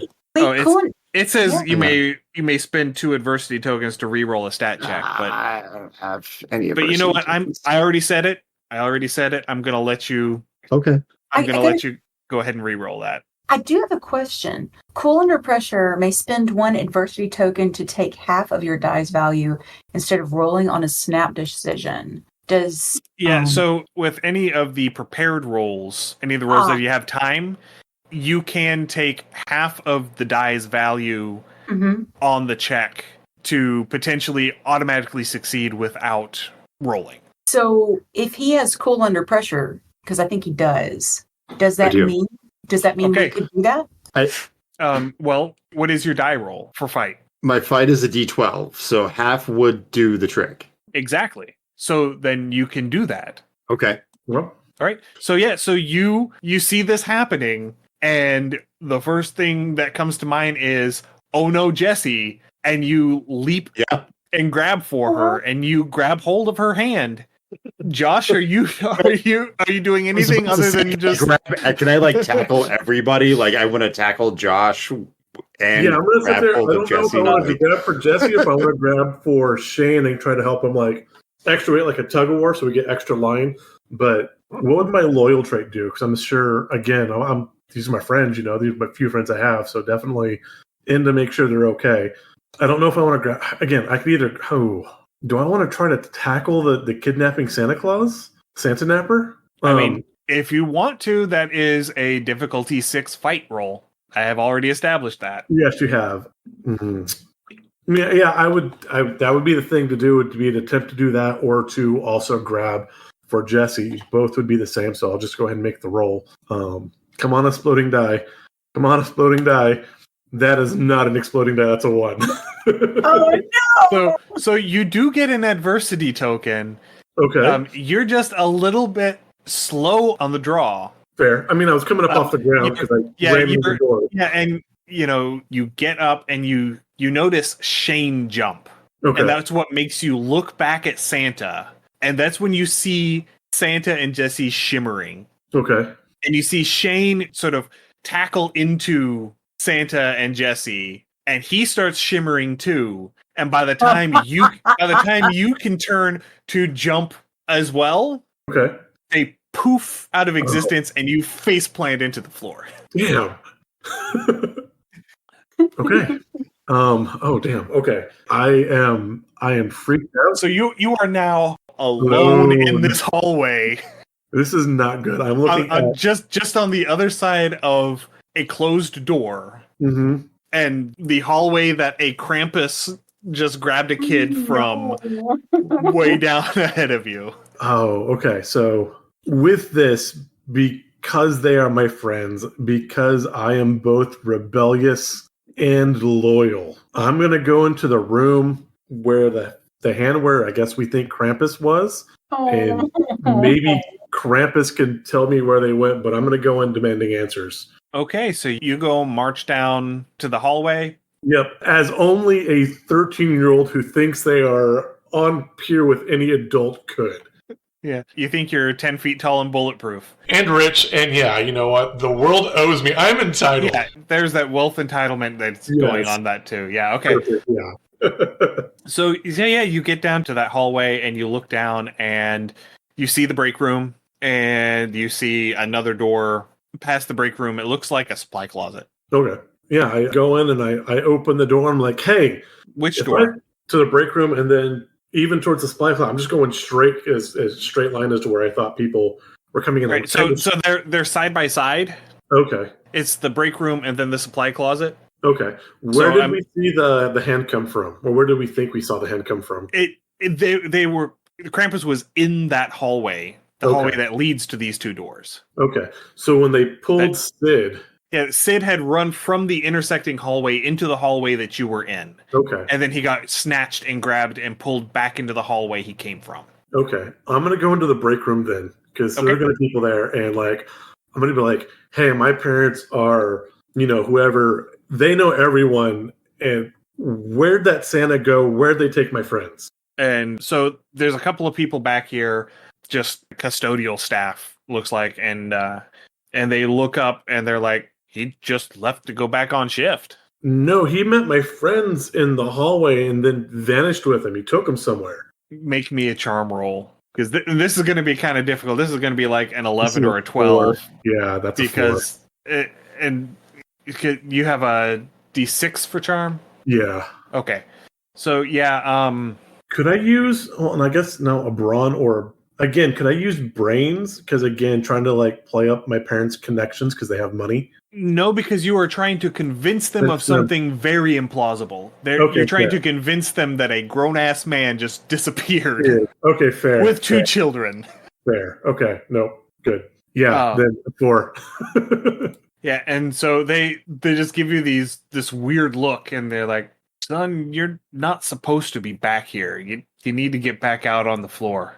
I'm going to go into the supply closet. I'm going to leave that room and I'm going to look into the supply closet to see if I see anything in there. Okay. You open the door to the supply closet and you look in and there's a bunch of cleaning supplies. There's a whole mountain of those yellow plastic wet floor tents.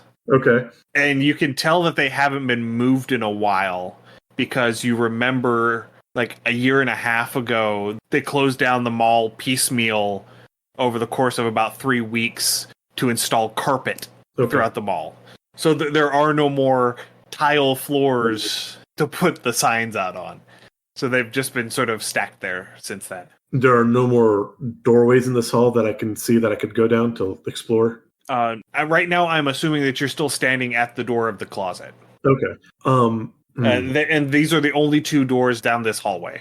I am feeling extremely uneasy, but I think I'm going to head back out and kind of stand back behind where the Santa seat is, because he's supposed to be off break, so he's got to show back up soon. Okay. Maybe. I mean, he vanished, so I mean, maybe he can teleport back up front. I don't know, but someone's expected to be sitting in that seat in 10, 15 minutes, right?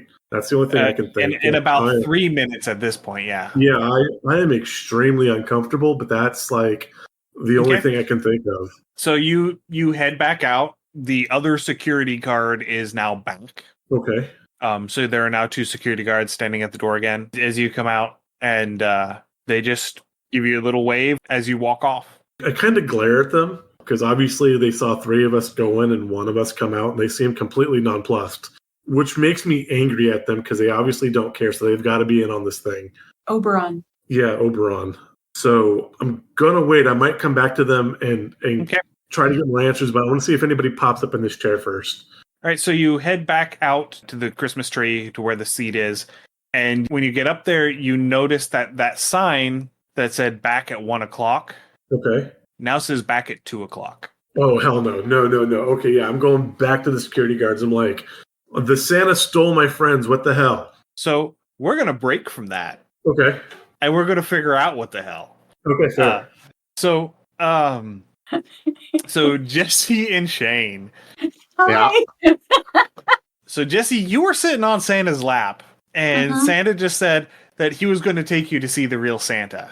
Okay, cool. And then, for no reason that you can figure out, your brother decided to tackle Santa out of his chair.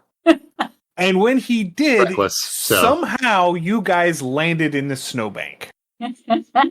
You somehow landed in snow. What's this? There's snow everywhere. What's this?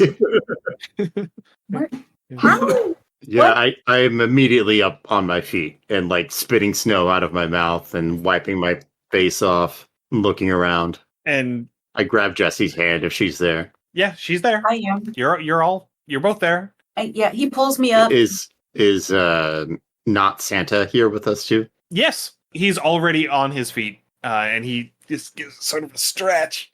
It's like, oh. What the hell? Well, Jesse, you didn't hear me say that. Had you asked, I would have taken you with us. Where are we? The North Pole, of course. Where else would Santa Of course.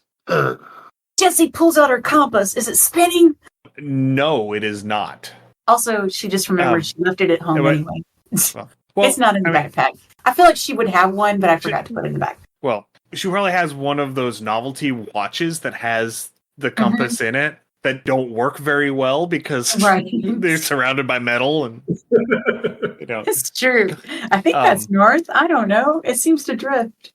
No, it is decidedly not drifting. Oh. It is stuck. The needle is stuck in one direction. And if you look really closely at it, you can see that the needle is tipped and that the needle that is pointing north is actually bottomed out on the bottom of the compass, and it's hung up. That's why it's not spinning. Oh.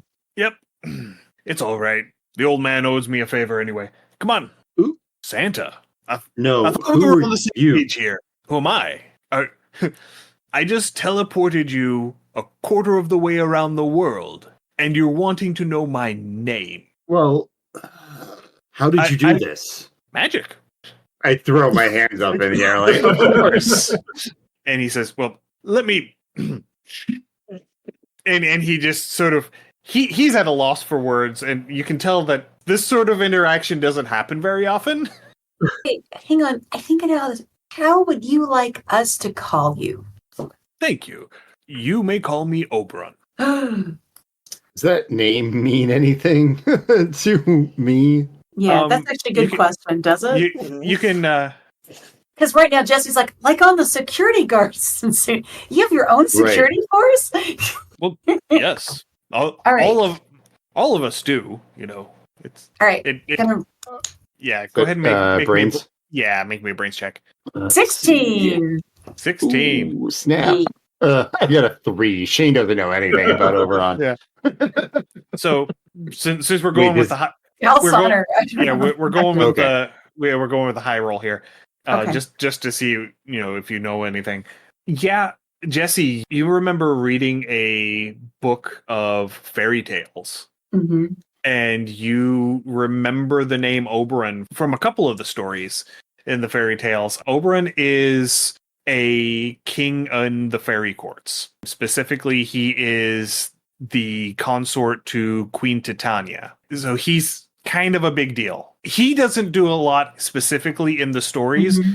Most of the stories, he is sort of set dressing while Titania is doing something important. But he is still an important figure in the fairy court. He's fairy arm candy.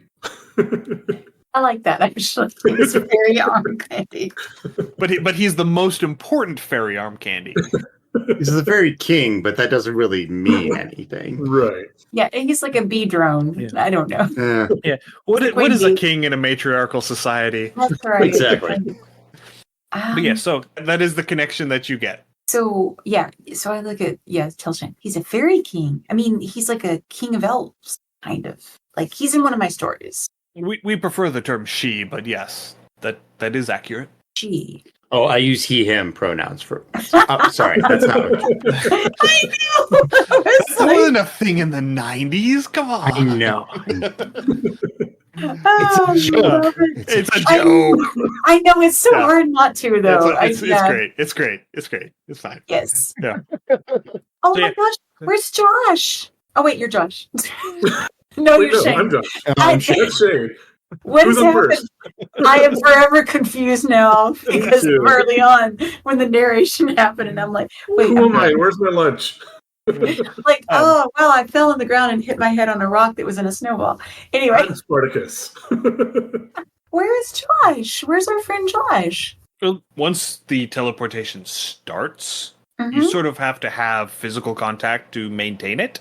And he wasn't making physical contact, so he sort of got left behind. Don't worry, we'll get back to him. Okay. All right. But I get to meet Santa? Santa's in the... That was your wish. Your wish was to meet the real Santa. Okay. And so let's go and meet the real Santa. And so he starts trudging through the snow. Trudging through the snow. Yeah, and he gets about 3 or 4 steps in, and he's like, I can't see how he does this. And he shimmers, and he changes form. And so he is now no longer this big, jolly, rotund individual in a bright red Santa outfit. He is now a very live, muscular man wearing some very finely fitted outfit. Looks like it's made out of leaves, from as far as you can tell. And he takes another step, and he steps on top of the snow. And he starts walking across the top of the snow. He's like, that's so much better. He's like, come along. Not far. All the jokes I make are not jokes that Jesse would make, so I am not going to just say That's fine. We also get to walk on top of the snow? yes. Is that your wish?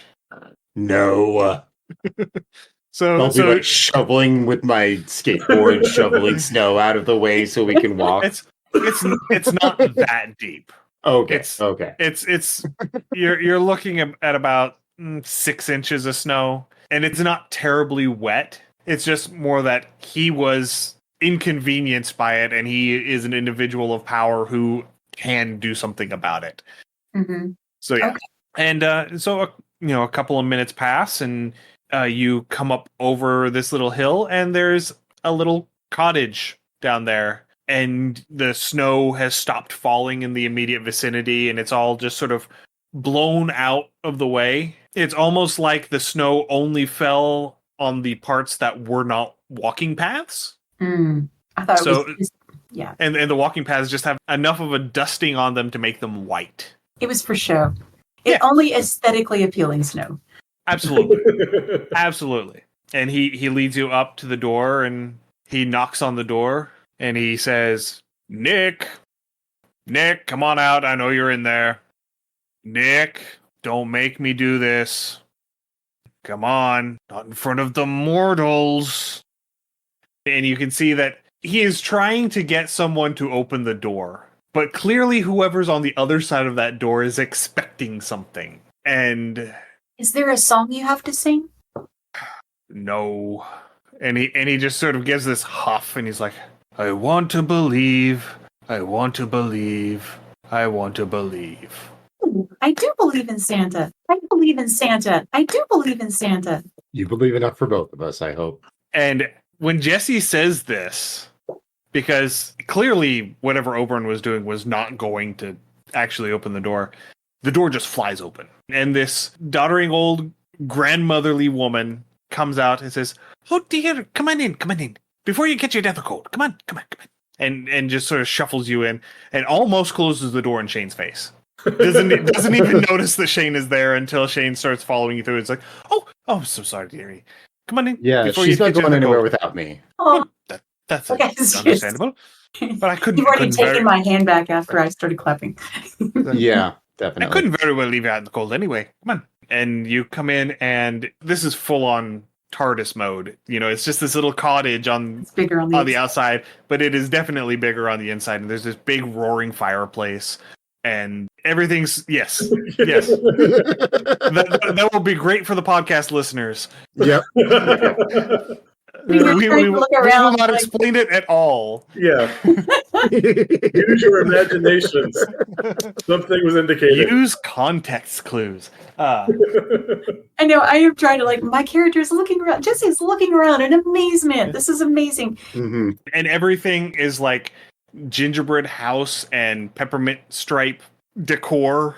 And Oberon stands at the door and asks, Natalie, am I allowed to come in? He's like, I think you've had enough for today. And the door closes in his face. And she turns around and she gets down on Jesse's level. He says, Look up at her. But already, right, no, eye to eye. Yeah, Yeah. eye to eye. And Eye to then- eye. And she says, My eyes widen. don't try that trick. You can't close the door in his face. I can because this is mine. This is my place. If I were outside of my place, I would be exceedingly polite. But this is my place. and he tends to bring trouble. So we just gonna leave him outside for now. Let him think about what he's done. Question. Yes? Is he he's not gonna come back and visit us later once we get home, right? Who? Whoever I don't want to say his name out loud. But Well, I mean, if he gave it to you, that's, I mean, okay. because he's not the sort of person who's going to give you his true name. Okay. Yes, but okay. So Big O out there. Is he going to try to visit us later? Not if you don't ask him for anything else. Okay, I don't think I will. This was and are you Santa? No, Santa's my husband, dearie. Well, I mean, you know, He's we've never met. It's So the I- 20th century. Yeah, Women exactly. could be Santa. That's right. yes. Well, I am not. Very well. Well, it's very nice to I'll meet lean you. over to Jesse and say, I think this is Mrs. Claus. Oh, Yes, that would be. I am so sorry, my manners. The oaf at the door sometimes brings out the worst in me. I do apologize. Here, let me make you some cocoa while you wait. And thank you, Mrs. Claus. and she gets up and she, starts making a small pot of hot cocoa. And Neat. Thumbs up. and you hear her say, "Nick, darling, they're waiting." And you just hear some grunts of exertion. He's like, "I'll be there in a minute." And by the time you two have your 2 cups of cocoa out in front of you, he comes out and he is fighting to buckle his belt. Because he is putting on the Christmas Santa Santa outfit. weight. Mm-hmm. The Christmas Santa weight. You have to And so train Gotcha. that. he's having trouble getting the belt to clasp. He's like, "I think we may have overdone it just a little bit this year." So Jesse's studying him in comparison to Mr. Flannery.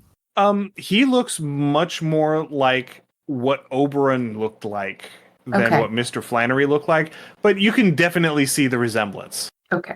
And finally, she just give it here. And she just goes over and just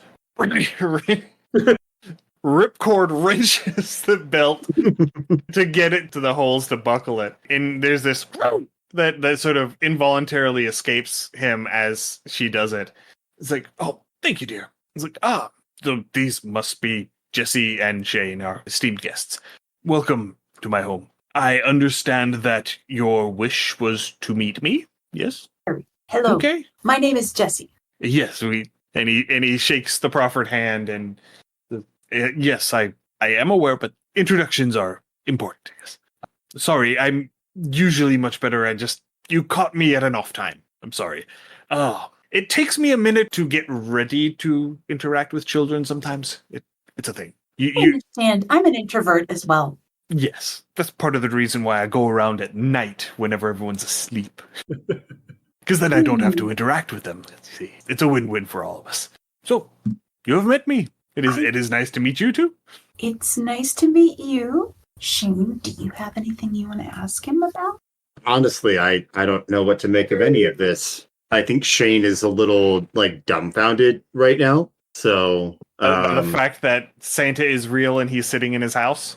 yeah. In addition to getting teleported and all of that. Jet lag's a thing. It's a lot to take in a very short period of time. Yeah, I don't. So you're real. As real can be. I think Oberon and he said maybe Krampus had taken some of our friends. Well, not our friends, but kids from our town. Are they going to be okay? Are they hurt? Krampus, you said. That's what Oberon said. Well, I don't know how Oberon managed to get Krampus to come out of retirement for such a thing. I will have to ask him about that next time. So is there someone else that Oberon would have, I don't know, Oh, no. kidnapping the naughty kids from our town? See, Oberon is one of the She, and they are not capable of telling lies. So if he said that he was working with Krampus, then that means that he was working with Krampus. Or at least an entity who called itself Krampus and who he believed to be Krampus, and to where he is not, he cannot knowingly tell a lie. Right. So yes, he is working with Krampus.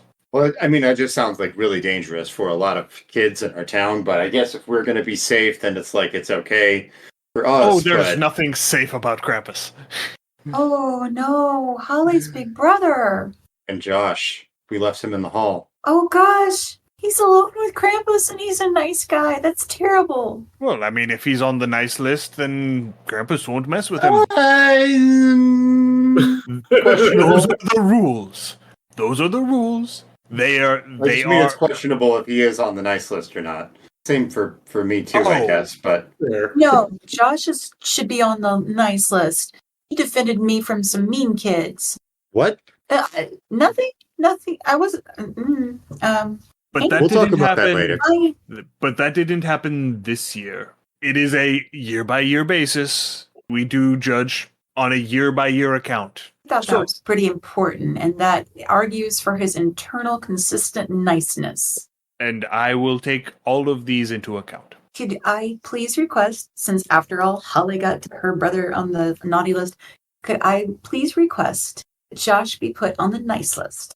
Well, the thing is, the naughty list and the nice list exist. I do not put people on the naughty list. I do not put people on the nice list. They go on to the list they're supposed to go on. You can't advocate for a friend? Oh, you absolutely can. And sometimes, if you advocate strongly enough, the powers that be will move a candidate from one to another if they're an edge case. But the thing is, he might already be on the list, and then who's to say that the advocacy actually did anything?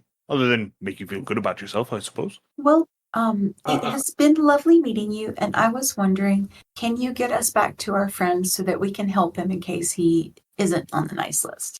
I believe I can do that, yes. Okay. Yes. Thank you. I was mean, it lovely is meeting you. only proper manners to return you back. It is a very long walk from the North Pole to Mhm. to Dawnsworth, Colorado. She looks at her watch with a compass on it. You're telling me? Yes, we would like to help our friend Josh not get hurt. So Very well. this fulfills a lifelong dream. I want you to know, in all my 8 years, I never imagined something so amazing happening as getting to meet the real Santa Claus. Well, I am Merry glad. Christmas. Yes. Merry Christmas indeed. Shane, before we go, was there something that you wanted to ask for? Well, if I can, Well, everyone gets a Christmas wish. I want a drum kit, a really good drum kit. We can make that happen. You'll have to wait for Christmas, though. I think I can do that. Yes. I'll I want be- some sea monkeys. I still want sea monkeys. Well, Yeah, you got a wish from Oberon, but you didn't get one from Santa yet. So That's true. that is true. That is a very good technicality to make. We can we can make that happen, I believe. Okay, lovely. Thank you. Now, Oh.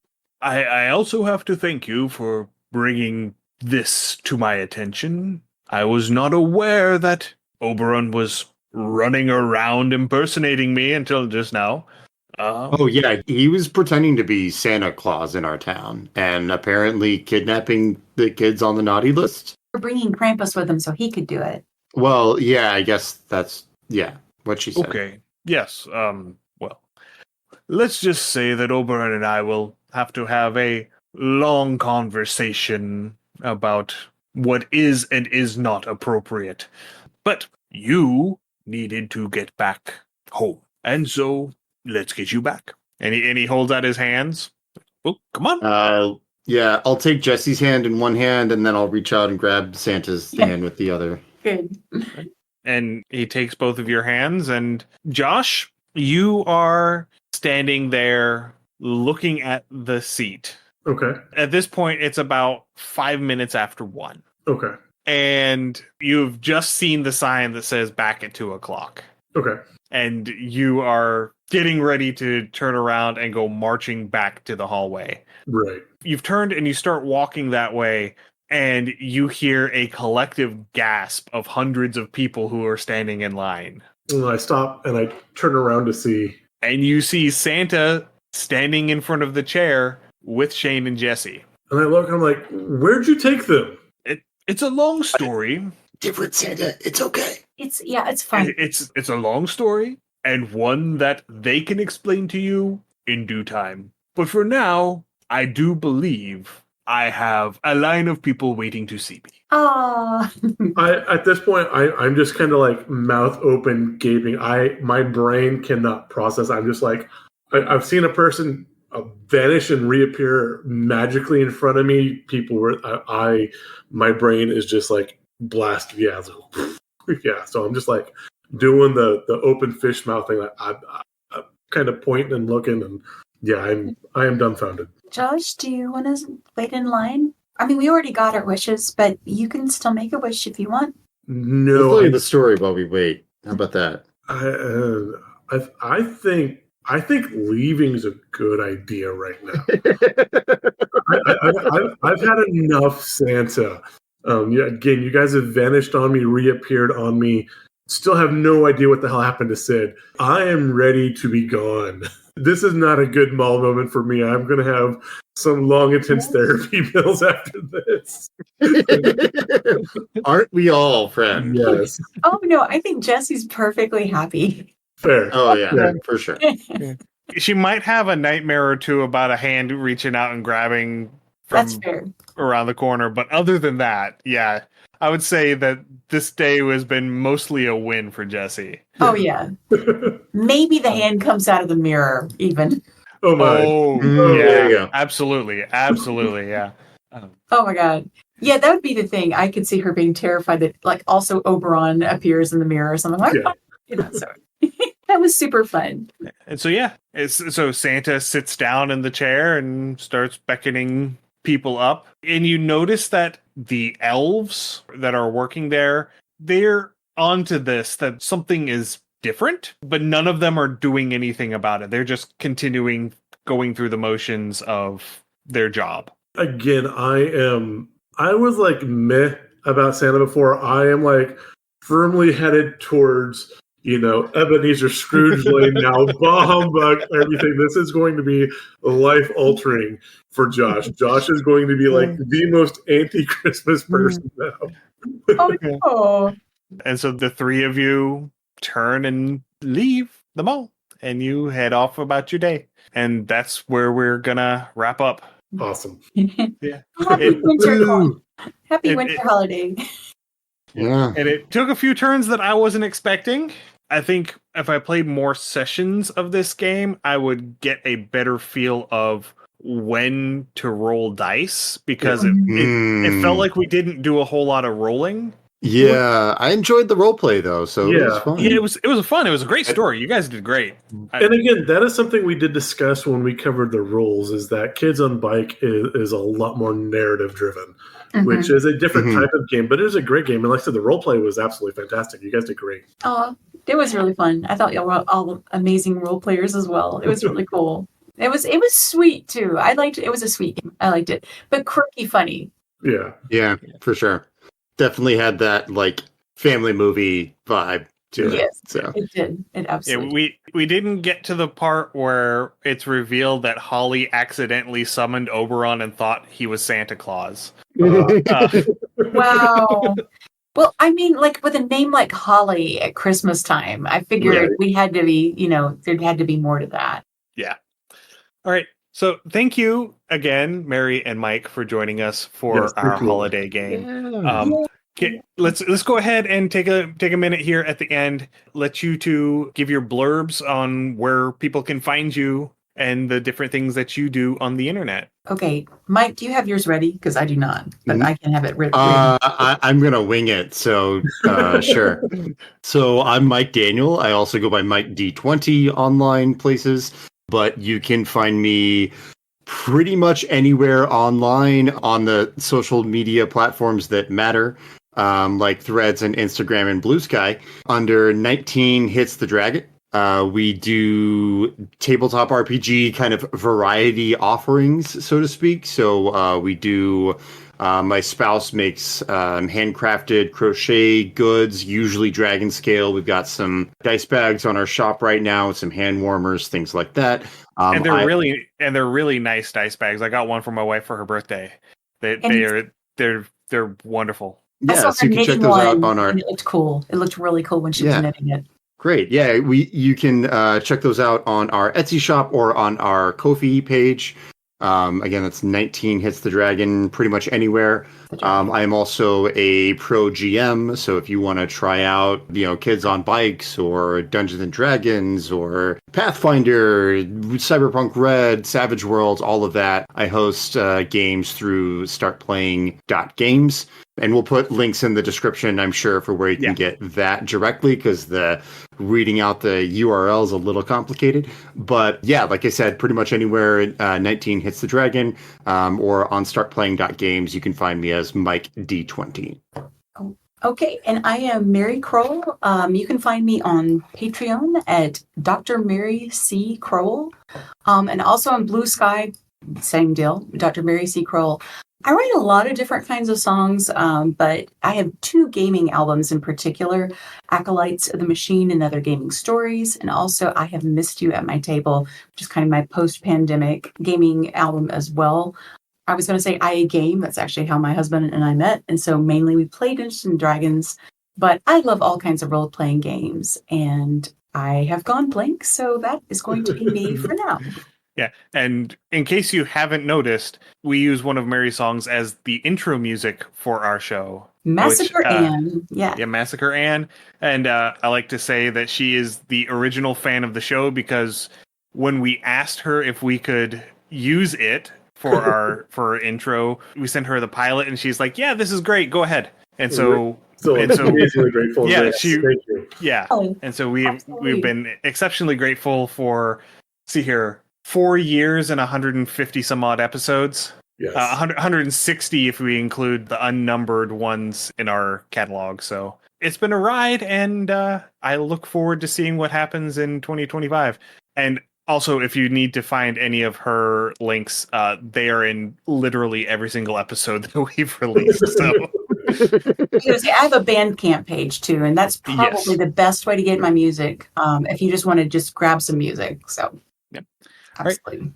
Thank you again for coming and playing with us. Thank you, everyone, for listening. If you have any comments, suggestions, or ideas, send us an email undercommontaste@gmail.com, or come join our Discord. You can find a link to our Discord and all of our other social media through our website, undercommontaste.com. This is going to be our last episode of the year, because we're coming up on the holidays and ain't nobody got time for that. So we will be seeing everyone again in January with new episodes. Excellent.